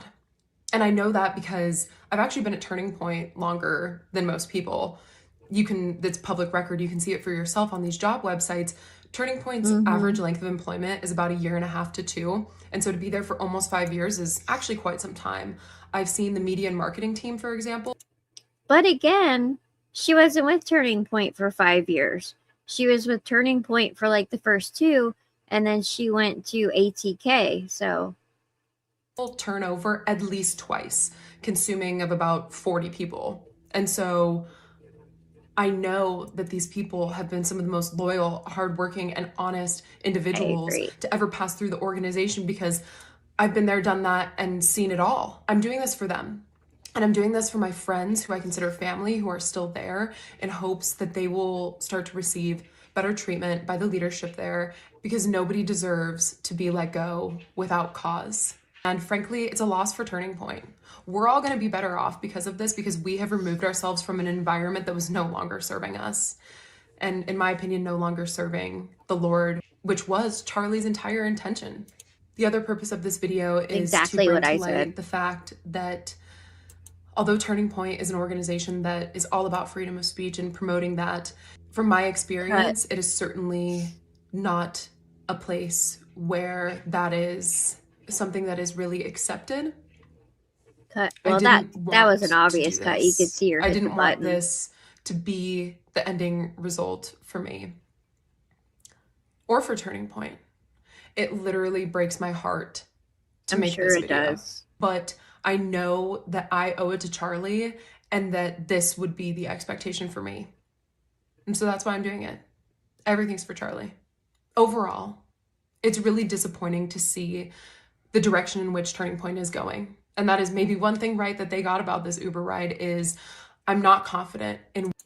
Yeah, and right there, I'm not sure if she's admitting that she said that in the Uber ride, but it's like, you are admitting that you're disappointed in where Turning Point is going.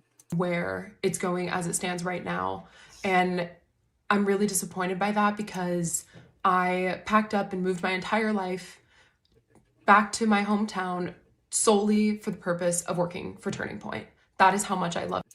Oh my goodness, you moved back to your hometown for a job? Oh my God, like, people don't do that every single day. And you've been working for either Turning Point or ATK for 5 years. So it's not, I mean, if she had just moved and got fired like a month later, I might feel bad for her, but 5 years? This place. I just refuse to stand by, watch my peers be unfairly treated, and watch leadership attempt to take over something that was Charlie through and through, and something that he poured his heart, soul, and mind into building and creating and maintaining. I appreciate everyone who stuck around for the entirety of this video. 2 more cuts there at the end. God bless you all. I love how she, uses God in there. Like, let's throw in a God bless and talk about the Lord at the end to make it seem like I'm being genuine. Did anybody else get that feeling? Like, she kind of just threw in the Lord, and I'm doing this because I care about the people that still work there. Seriously, girl, we know you don't care about the people who still work there. They let you go. Just move on with your life. Why are you making a video? Yes. It's like, anybody who can come out and say something bad about Turning Point right now, it like goes viral. So yeah, it's kind of hard. And she didn't seem very genuine. It seemed very scripted, and with the amount of cuts in it, and like I said, like the cuts are mid-sentence and the words still flow. Like, you know, I have a little bit of experience editing videos, but I know I wouldn't be able to edit a video with and cut it and have the words flow mid-sentence. I mean, I don't think so. I mean, I could try and see how hard it is. But what is it? The body language guy did a reaction to her, which was pretty good. And I'll bring that up. He just the very beginning of it was good, so I'll bring that up and we'll watch his reaction, because he noticed a lot of things and Jesus doesn't think that she was being genuine. So we'll watch that, and then we'll close up the live.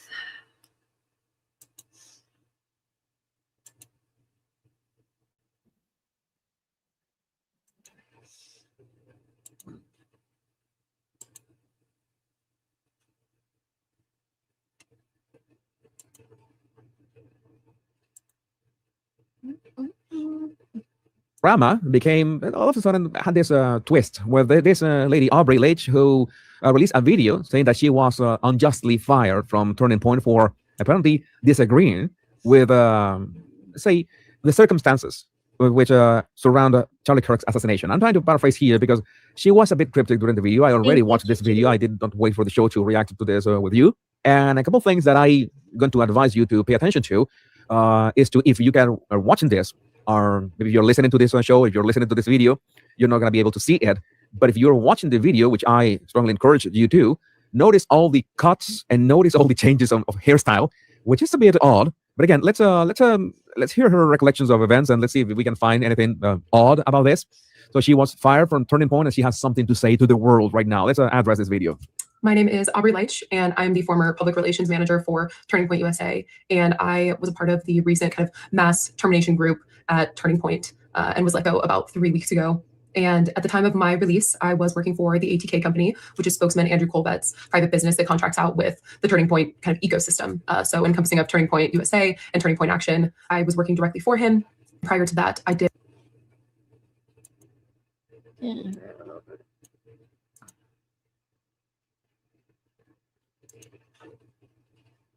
work for Turning Point USA. I don't know if you noticed that there was an edit, that was a cut in there, but we continue. So I've been with the organization since 2021. So my boss, Andrew Colbett, and I had a very close working relationship. I talked with him on a weekly, if not daily basis. My tasks were assigned by him to me. Working directly for him was a challenge and very intimidating because, he was Charlie's right-hand guy, always in Charlie's ear, constantly. And so it was very important to me to be an impressive and loyal employee to Andrew, to which I believe I certainly was. I did so many things for that company. I worked many, many hours outside of my general kind of understanding. Okay, I noticed a couple of things here when she was saying about her work. Notice that her blinking rate, I'm going to replay the last 10 seconds just to make sure to pinpoint her blinking rate that goes through the roof when she starts talking about what all the work that she did. And loyal employee to Andrew, to which I believe I certainly was. I did so many things for that company. I worked many, many hours outside of my general kind of understanding of what this job entailed. And I had no problem with it because I wanted to work hard for both Andrew and Charlie, for my coworkers, and for the Lord. And that was the expectation that Charlie had for us as well, was to work very hard. I really believed in the mission of Turning Point and what we were doing. Yeah, you saw that there was an edit there as well. So at least 2 edits so far. So and another edit, and you see another hairstyle. Taking you back all the way to 2021 when I first started working at Turning Point, let's be honest, being a conservative was not very cool or trendy back then. I think we really owe it to a lot of the work that Charlie put in and us at Turning Point put in. It kind of made conservatism more cool and trendy. But back then, it wasn't very cool. And so it was such a beautiful thing to be kind of plopped into this place of employment where everybody was so like-minded. It was just such a fun place to work. Notice that there was another edit when she was talking. This is what I don't understand. She looks really eloquent. She looks like she can talk like on one sitting of all this. And I don't know what the edits are for, because it looks like she could talk very naturally. But this, we were talking about that with the Nancy Guthrie videos from her family. They were reading this videos to the whoever abducted her, and that reading made that unauthentic, and that's why I find this. I mean, I'm not saying that it's exactly bad, but if you can talk about all these talking points on a single sitting, on one sitting without editing, that would be much better for you. I had nothing but wonderful experiences right from the start. But then in, I'd say around 2022 or 2023, things kind of started to change. The energy kind of had shifted within the organization as a whole. And I believe that stemmed from Charlie sort of taking a step back and kind of more taking that true CEO leadership role. And Charlie decided to entrust some of these people that had been working at Turning Point and some outside hires to kind of take more of a leadership position within the organization. Okay, I see the blinking and I see stuff, but she says some of these people, but she's saying that Charlie took a step back and he entrusted these people. I find it interesting that she doesn't mention who these people are, just because I think that there should be no problem, right? If Charlie was entrusting people at the top or in leadership positions, those leadership positions were going to be really public. So I don't think that's going to be a secret to anybody. She's really revealing a secret or anything of the sort. So why not mention that? And I don't blame Charlie for that. I kind of understood where things were going. I wasn't a big fan of the energy and kind of environment shift, but I understood why things like this needed to happen. Notice all the cuts in here. Notice that. Fan of the energy and kind of environment shift, but I understood why things like this needed to happen. These people that Charlie are you seeing what I'm seeing? What is this? Why do you have to do like two cuts in the middle?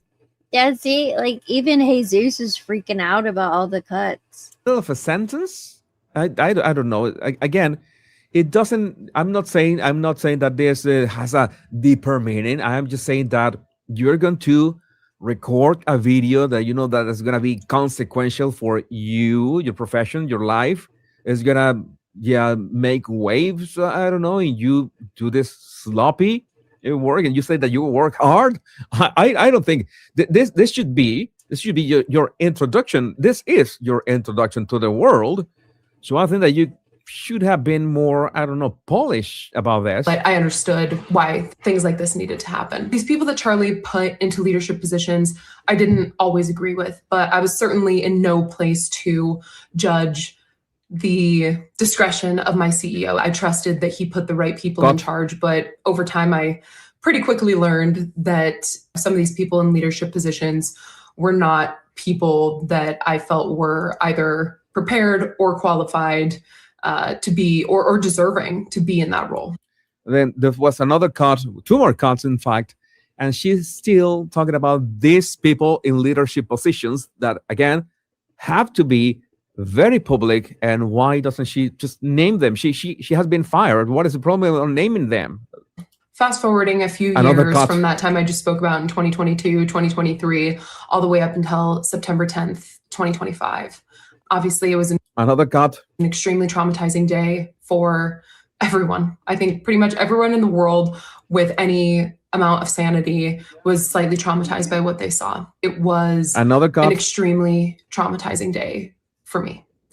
And I worked nonstop. My phone received hundreds of phone calls on September 10th, thousands of text messages, and multiple times I kind of got reprimanded for not being responsive enough to people, but I literally just could not keep up with everything that was happening between my email and my personal phone and my work phone. It was just nonstop. And I've seen a video of a coworker of mine who was also released from Turning Point. She spoke about 20-hour days. Yeah, absolutely. Those were very, very real, especially for those first 2 months post Charlie's assassination. Okay, you can imagine that it was a bit, I don't know, traumatic for everyone and traumatic for the organization as well. So anybody could imagine that, yeah, what is going to happen right now? Although she said that it was up to 2 months after Charlie was assassinated. How does that work exactly? How do you have a barrage of calls for 2 months? Calls regarding what exactly? What are we talking about? Because I can understand a barrage of calls in the first 48 hours. I can understand a barrage of calls in the first week after Charlie was assassinated, but for 2 months straight, and I don't know what kind of calls are we talking about here. So she wants to make the point that she was working her ass off. Okay, she was this model employee of the month, whatever. She was busting her ass answering these emails and this call. Okay, nice. I guess that is part of the job. Okay, you sign up for a job, right? In December, we obviously had America Fest here in Phoenix, Arizona, and that was nonstop work too. And so really it's just been go, go, go for almost the past 6 months. Okay, she mentions, for example, America Fest, and I don't think that if, let's say that Charlie Kirk was not assassinated, that I'm pretty sure that an organization like Turning Point, that is a lot of work. Always. I don't think that, okay, this is going to be a bit slower. And then she's saying, we organized America Fest, that was also go, go, go. That's going to be go, go, go, no matter what. Charlie was alive or dead. That was going to be a given. I've seen the videos of America Fest in 2023 and 2024, and it was brutal. So I can guess that it was brutal for everyone involved. So you know what you signed up for. It's like working for Apple under Steve Jobs. You know what you signed up for. So what are you complaining about? With like no extra compensation, no breaks, no real, hey, let's grieve as a family. Let's grieve as a family. She's complaining 2 months after Charlie Kirk was assassinated that they didn't have the opportunity to grieve as a family. And you remember that was one of the complaints that Candace Owens had about that Zoom call from Erika Kirk, that so many people have mocked, that she was treating Turning Point as if it was a family. So let me get this straight. Treating your organization as a family is bad or is it good? You need it or you don't need it. I personally, this is my personal, let's say, opinion about any 9 to 5.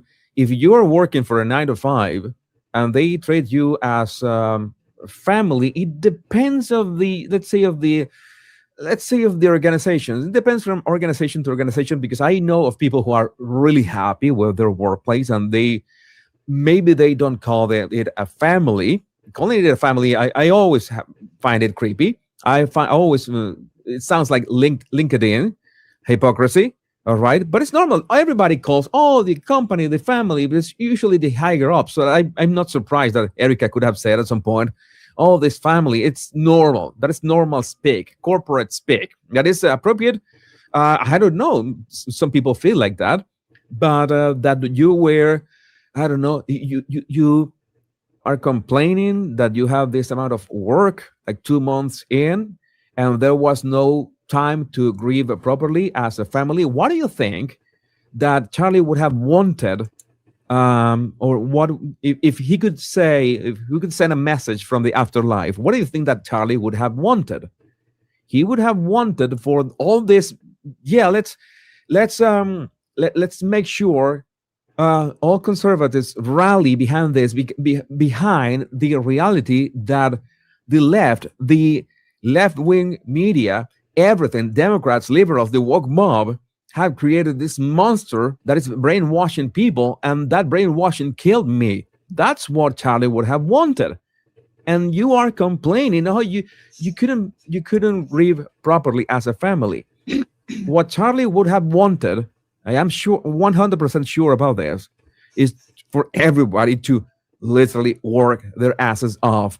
And I want anyone to correct me if I'm wrong, and I'm open to being corrected. I'm pretty sure that the only way that Charlie Kirk could build Turning Point USA was going the Steve Jobs way. Everybody here is going to work to the edge of the limits, and we're going to look out for everybody at the same time. This is not going to be a family, because treating an organization as a family is, linked in corporate speak that nobody wants. But if you are hired, you know what it means. It's going to be hard work. It's going to be really fulfilling, but it's going to be hard work. So again, I see complaining. I see wording here that let's grieve as a family. Like, you were 2 months of the fact that you were complaining about that. I don't know. Maybe you're not a slave. You can quit. There's the door right there. You can just quit. You can just go away. It's just like, this is the thing. I can't be cynical, because people really need the check. Because if you need the check, if you need that it means hard work, you have to keep your head down and work, you go for it, or else you look for a job anywhere else. I mean, I am not maybe the best example, because I have always loathed being working for another people. It's something I simply cannot stand. I have never wanted that, and I put myself in a position to not work for anyone else. But if you're complaining about that, then do something about that. If you're so proactive, if you can work your ass off from answering emails, then why not do something to change your own reality? Again, this is empty complaining. This is complaining about, I don't know, stupid things. Let's take some time and we'll pick back up where you remember that Erika gave everybody the opportunity to, if you need some time, take some time, and she's complaining that she was not given any time. That when that Zoom call leaked by Candace Owens, that we don't know if this was this woman, the one who leaked that Zoom call, Erika Kirk started that those exact same words. So I don't understand what is her point. We left off in just a little while. And I wasn't necessarily expecting that. Charlie was someone who always expected us to push through and to continue to work. However, there's the proof. What I just said. I think that these are extremely unprecedented circumstances in which we were all under. And so that was a huge turnoff for me at the organization, was just how everything has been handled since 9/10. Oh, you wanted them to hold your hand. You wanted them to hold your hand and tell, oh, everything is going to be okay. You know what step up means? I don't know. I don't know. During the memorial, for example, I literally did not sleep for over 48 hours. Despite all of that, I want to go ahead and fast forward to my termination. Okay, there's this comment from Margie, for example. I think they ramped things up too much after his death, when the team wanted to slow down. I don't think that whatever the team wants counts, because again, I think that if Charlie could send a message from the afterlife, you need to at least, okay, I'm dead, but at least you need to use this as a stepping stone to unite the right, united conservatives, rally conservatives around this, about this problem that killed me. And this is urgent. This is what I don't understand. So many people saying that, oh, they sold so many shirts. Yeah, because they need the funding. I don't understand how people think these organizations work. And if that, I saw a poll, I think it's Brita, made a poll about if it's not Erika, the CEO of Turning Point, who do you think should be the CEO of Turning Point? Nobody. Turning Point should just disappear, dissolve. It's done. Turning Point was just Charlie Kirk. Do you think that's what Charlie Kirk would have wanted? Because I don't think so. I don't think that's what he would have wanted. Which took place about 3 weeks ago. And I was brought into an office to have a discussion just generally about my employment. It was myself, Andrew Colvett, and Marina Minas, who is the CMO of Turning Point USA, who I used to work for when I was just full-time with Turning Point prior to joining the ATK company. They pulled me into a room and they sat me down and told me that there were 2 instances they wanted to talk to me about, one of which is pretty irrelevant to this timeline. So I'm just going to talk about the one, which was an Uber ride that took place allegedly in the months of either October or November of 2025. And what was told to me was that a Turning Point executive got into an Uber one day and they randomly just kind of started talking about Turning Point. And the executive asked the driver, what do you think about Turning Point? And the driver proceeded to tell the Turning Point executive, well, it's just really sad. I've heard the organization's really going downhill. There's not really a direction and nobody likes Erika. And the Turning Point executive proceeded to ask this Uber driver, well, who told you that? And the Uber driver told the Turning Point executive that his daughter was good friends with a girl that worked at Turning Point way back when in high school. You saw all the edits. Maybe you're listening to this and you didn't see them, but along the last 10 seconds, there were 2 cuts of her words, of the video. The video had 2 cuts. Why couldn't you just talk about this in a single sitting? Okay, maybe you can start the topic of sitting down with the attorney, whatever. Why couldn't you just talk about this, of a single shot? They had spoken about Turning Point since Charlie's assassination, and that, this was told to him by his daughter.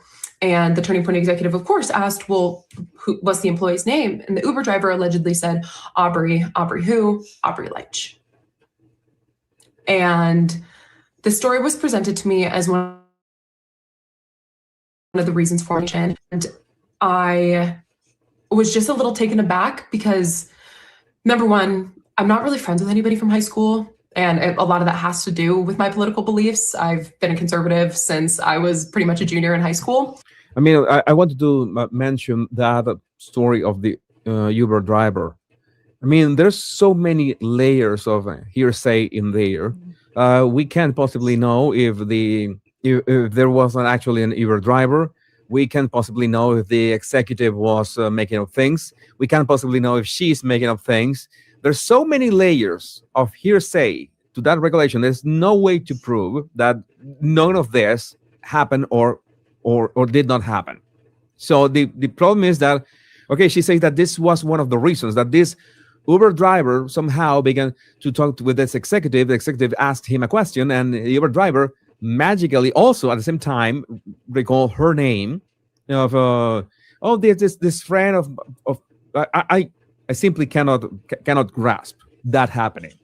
So maybe the Turning Point executive was lying. Maybe the people at Turning Point were twisting a bit reality. Maybe she is twisting a bit reality. Maybe everybody is twisting a bit of reality, and they all of them reach out to this. What happened with the Uber driver? So I am not even going to address this because, I mean, the level of hearsay of I heard from that, I hear from this is so baffling that at the same time, if anyone had the minimum amount of let's find out what happened. Let's say the guy is at a Turning Point. if they knew that this could have been layers of hearsay, they could have asked her, okay, what happened? I don't know. Maybe what happened has to do with that other thing that she's claiming that it doesn't matter right now. But I'm pretty sure that that other thing does matter. So she's saying that, no, I did not say anything to anybody. But we want to know, do you really think that things were going down or downhill into a turning point? And so I don't know who I would have told this story to. And it also doesn't even align with my true thoughts of Erika at the time. I've actually known Erika since 2013. We were doing pageants around the same time as one another. She was in the Miss USA organization and I was in the Miss United States organization. And we happened to cross paths at an event. So I've known Erika for quite some time. And my thoughts of her and nobody liking her do not align whatsoever with that timeline of October or November. So that was one of Turning Point's reasons for letting me go. So unlike my peers, I actually was given reason. However, there's another thing I kind of want to dive into. To protect myself, I am going to preface with Turning Point has not insinuated this. They never told me anything like this. However, I just have a gut feeling. A gut feeling? Yeah. I have the feeling. I think. I don't know, but I know that I was terminated from Turning Point because I am questioning the narrative of what happened to my role model and CEO, Charlie Kirk, on the day of his assassination. What is being told to us? And there was a huge cut and a huge edit in there. And I want to know, I guess that there's going to be another video. She saying what is, I asked her directly on X, okay, now that you have been fired from Turning Point, and you can speak your mind, I guess that we're going to have a second video, right? When you're going to give us your, what do you think that happened to Charlie? I want to listen to her.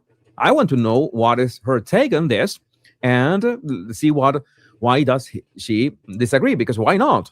Okay, so I guess we're going to have a second video. Hey, that's a good point, Cece. Yeah, I didn't even think of that. But yeah, being in two separate pageants. Now, if they were both in the same one, that would have made sense. And I don't know, to me, it seems like she would be a little bit behind Erika age-wise. I'm not sure about that, though. That was just my guess by her, like, by what she looks like. She looks like she's in her late 20s, and I think Erika's in her early 30s. But I mean, they still could have been in the same pageants, I guess.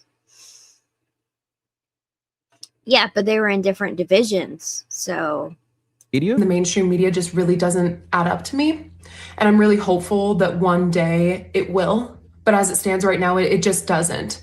And so I've been here in the background, talking with people, expressing how I truly feel, because as an American citizen, I have the right to my freedom of speech and my freedom of thought. And I have a lot of concerns and a lot of questions about what took place that day and the events leading up to that day. Okay, what are those questions and concerns? I thought that you were going to give an opinion, not questions and concerns, because anyone can have questions and concerns. That is normal.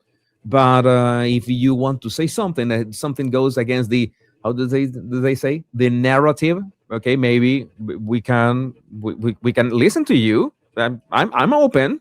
I'm open to that day. It is from my own experience that you can't question the narrative and work at Turning Point.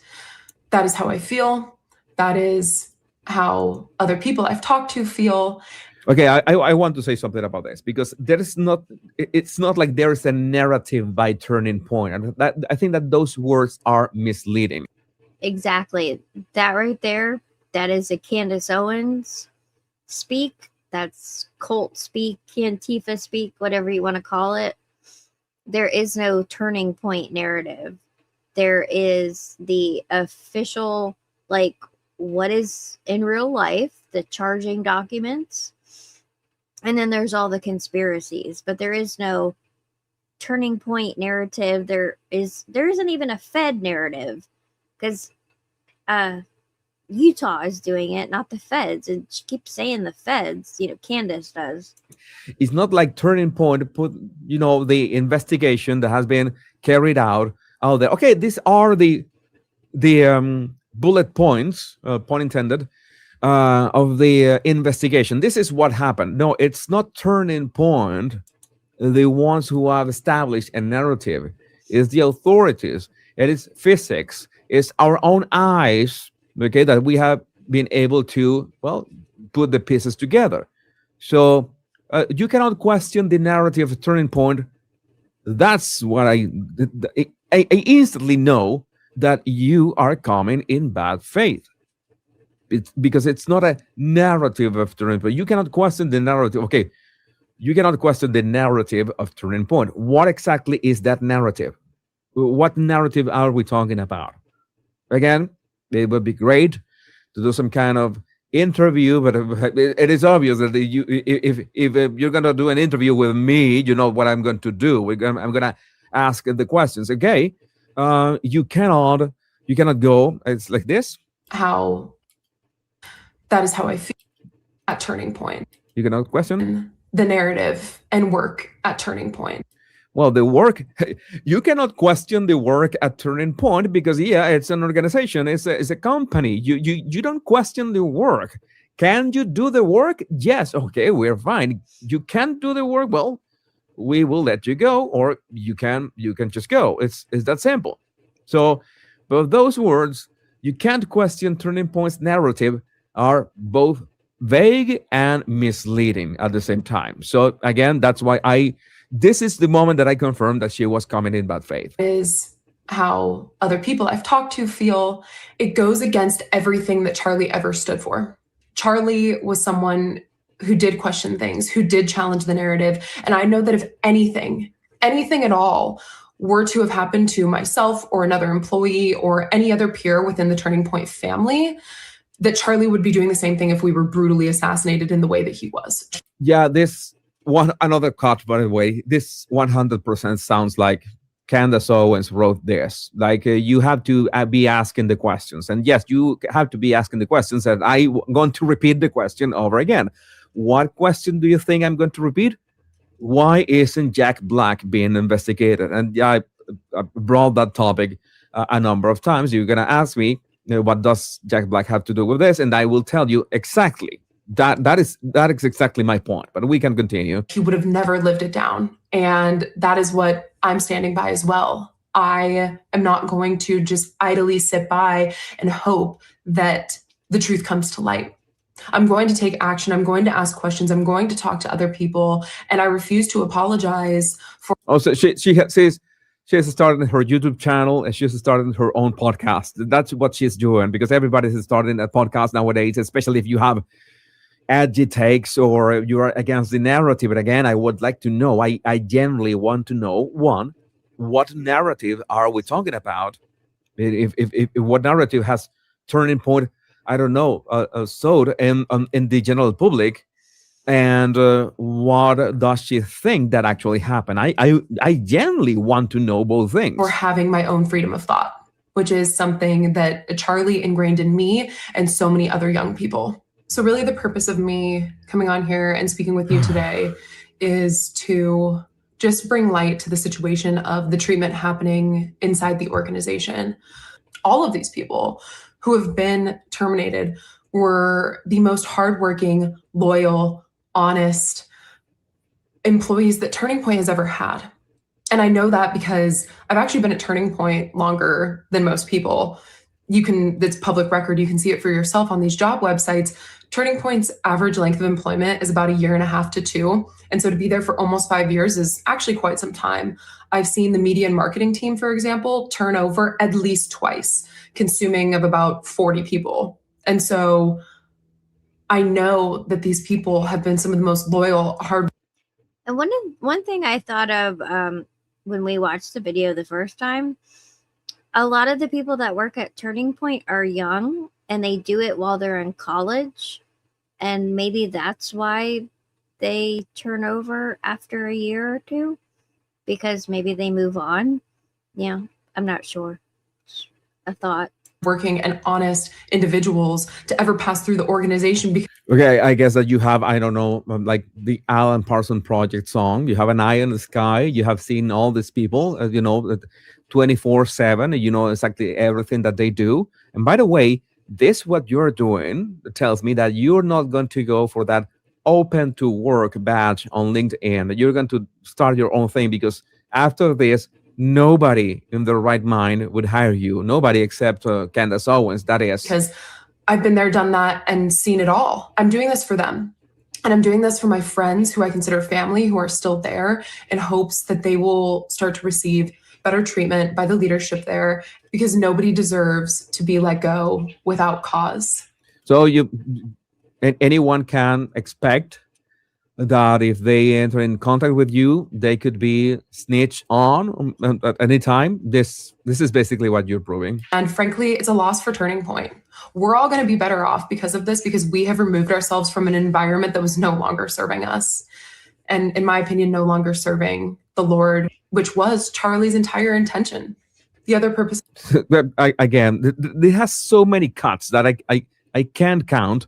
And especially the uncanniness of those counts. That's why so many people have said that this was AI. This is not AI. This is as far as I can tell, a real person. But yeah, I don't know how many cuts. An environment that was no longer serving us.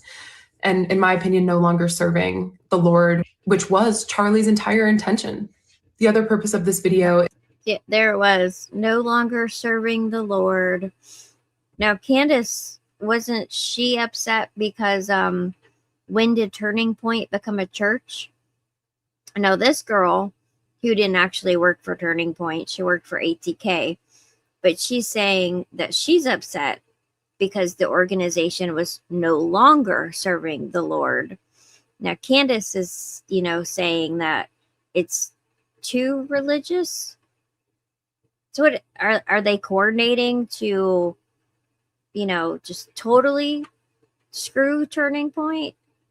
It seems like it. Is to bring to light the fact that although Turning Point is an organization that is all about freedom of speech and promoting that, from my experience, it is certainly not a place where that is something that is really accepted.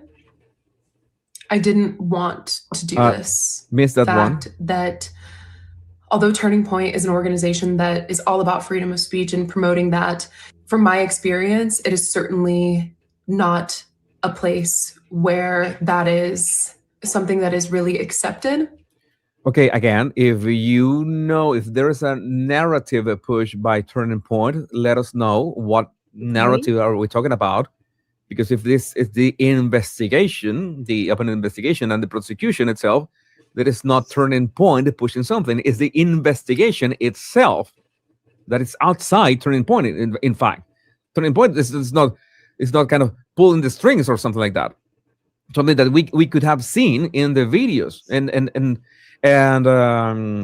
yeah, the literal facts of the investigation. But again, if you want to keep painting Turning Point in a bad light with a narrative that you don't define, and you have wasted our time here, and you cannot define the narrative of Turning Point and how and what do you think that clashes with that narrative of Turning Point. So you have essentially not only snitched on your previous employer, but you have wasted everyone's time. So unless there's a second video, more juicy or anything, which I guess that it will have like 200 cuts, this is it's pretty much empty. That's like a few seconds left. I didn't want to do this. Yeah, sure. I didn't want this to be the ending result for me or for Turning Point. It literally breaks my heart to make this video, but I know that I owe it to Charlie and that this would be the expectation for me. And so that's why I'm doing it. Everything's for Charlie. Everything's for Charlie. Yeah, that was creepy. Yeah, again, this sounds 100% like Candace Owens. Like we're gonna go full Scooby Doo and let's see who is behind the mask. And you take the mask out, and it's Candace Owens right there. The cuts were glitches of the mask. It's really disappointing to see the direction in which Turning Point is going. And that is maybe one thing right that they got about this Uber ride is I'm not confident in where it's going as it stands right now. And oh, so you did talk about this. So the Uber ride was comment was real, I guess. I don't know what by this point. I'm really disappointed by that because I packed up and moved my entire life back to my hometown solely for the purpose of working for Turning Point. That is how much I love this place. I just refuse to stand by, watch my peers be unfairly treated, and watch leadership attempt to take over something that was Charlie. Yeah, but Charlie's no longer here. Is attempting to take over something. How can they attempt to take over something if there's no longer Charlie Kirk? And Charlie Kirk, notice the contradiction. A few minutes ago, it feels like hours, she said that Charlie was taking a step back and we're putting this people, while Charlie was alive, Charlie was putting these people in leadership positions, right? She said that. And now she's saying that these people are trying to, I don't know, seize control of Turning Point. I guess that the same people that Charlie had put in command of Turning Point when she was alive. So which one of the two it is? That doesn't make sense. That simply doesn't make sense. Still a few seconds. Through and through, and something that he poured his heart, soul, and mind into building and creating and maintaining. I appreciate everyone who stuck around for the entirety of this video. And we did it twice. God bless you all. God. Yeah, God is gonna bless with your patience because those I don't know how long have we been here? How long was this? This section was like, I don't know, 30 minutes long. 30 minutes long. This is terrible. Again, this was full of nothing, but I had to address, of course, I had to pinpoint the inconsistencies of her argument. There's no argument. First, she says Charlie was taking a step back and putting these people in leadership. That was not working well. Then Charlie was assassinated. She disagrees with the narrative of Turning Point. I want to know what narrative is she talking about. And my guess, I'm going to place this bet. I'm going to place this bet with you. The next video from Audrey, she's going to be talking about the narrative the same way that Candace Owens says they or them. And she's not going to specify what is the narrative from Turning Point the same way that Candace Owens never says who is them or they. It's the same vague posting, vague talking for what? So the listener fills in the blanks. Oh yeah, of course she's talking about this. Of course she's talking about that. Of course she's talking about Turning Point is running a cover-up. Okay, Turning Point is running a cover-up. What kind of cover-up are we talking about? Everything. As Charlie was betrayed by everyone. Again, it's vague posting. It's nothing concrete. So if she can come forward with a shorter video, please, and she can be clear about what narrative are we talking about from Turning Point being pushed onto the employees, and nobody can speak their minds because Turning Point is this kind of, I don't know, hydra that is controlling everyone and shutting their mouths. And when it comes to work, well, that's basically what you have to do. You essentially describe what working at any company nowadays means. And the other thing is, you disagree with that narrative. You have other thoughts about what happened with Charlie Kirk. I guess that you're going to, you want to profit from your takes. You want to, since you did not reveal those takes in the first video, only the fact that you did not say, she did not say anything in this video about what does she think that happened with Charlie Kirk, it means that she's doing this as episodes. Or in the next episode, I will talk about Turning Point's narrative. And after that one, I will tell you something that I saw 2 days before Charlie Kirk was assassinated that I thought was odd. Does this sound similar to you? Does this sound like something that you have heard other times, listen, or maybe watch other times? Does this ring a bell to you? Because it does ring a bell to me. And you know what I'm talking about. The vague posting, the connecting. Well, the next episode, and begin with this vague claims. I mean, I guess in this case, Audrey doesn't have the receipts that the unnamed always has. Well, I guess that next time with a shorter video and one take, please, Audrey, one take. I believe in you. I know English is my second language, and I could have said that on one take. I know what I have lived through. I know that you know that what you lived through, Turning Point. I guess that you can, I don't know.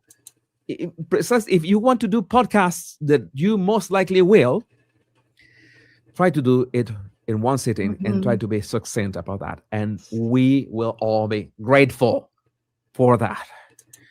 Again, I would love to know what you think about this in the comments, and apologies for the longer video on this, but I needed to explain the inconsistencies and how this doesn't make sense. Let me know what you think about this in the comments. My name is Jesus Enrique Rosas. I'm the body language guy. Much love. And I love the way he says his name. When you're working on their deadlines or managing, I can't do it, but I love the way he says his name. But yeah, after we watched her video, I figured we'd check his video out. So I guess that's about it. I mean, I think we kind of are all on the same page that Candace and Erika, it's not really Candace versus Erika. And like where I started the live, how both sides wants to kind of make it to where you can debate it. It just, you can't do it. It's not.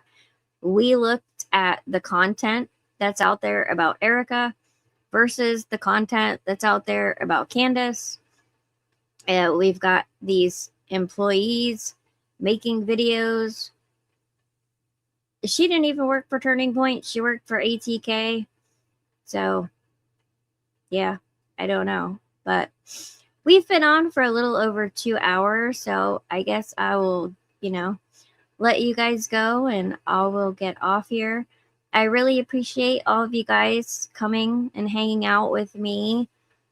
It's actually fun, doing the live. I like talking to you guys. Like when I first came up with the S-Files like in 2024, and I started doing it on TikTok just to get like practice talking to the camera. It's not something that comes like naturally to me.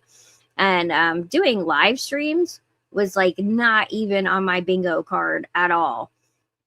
And but I really like doing them. Like I actually find it easier than sitting here doing a video because there's you guys in the chat, and it kind of gets the conversation going. So I'll try and do if I can find something interesting, and maybe Aubrey will come out with another video and we'll cover her, who knows.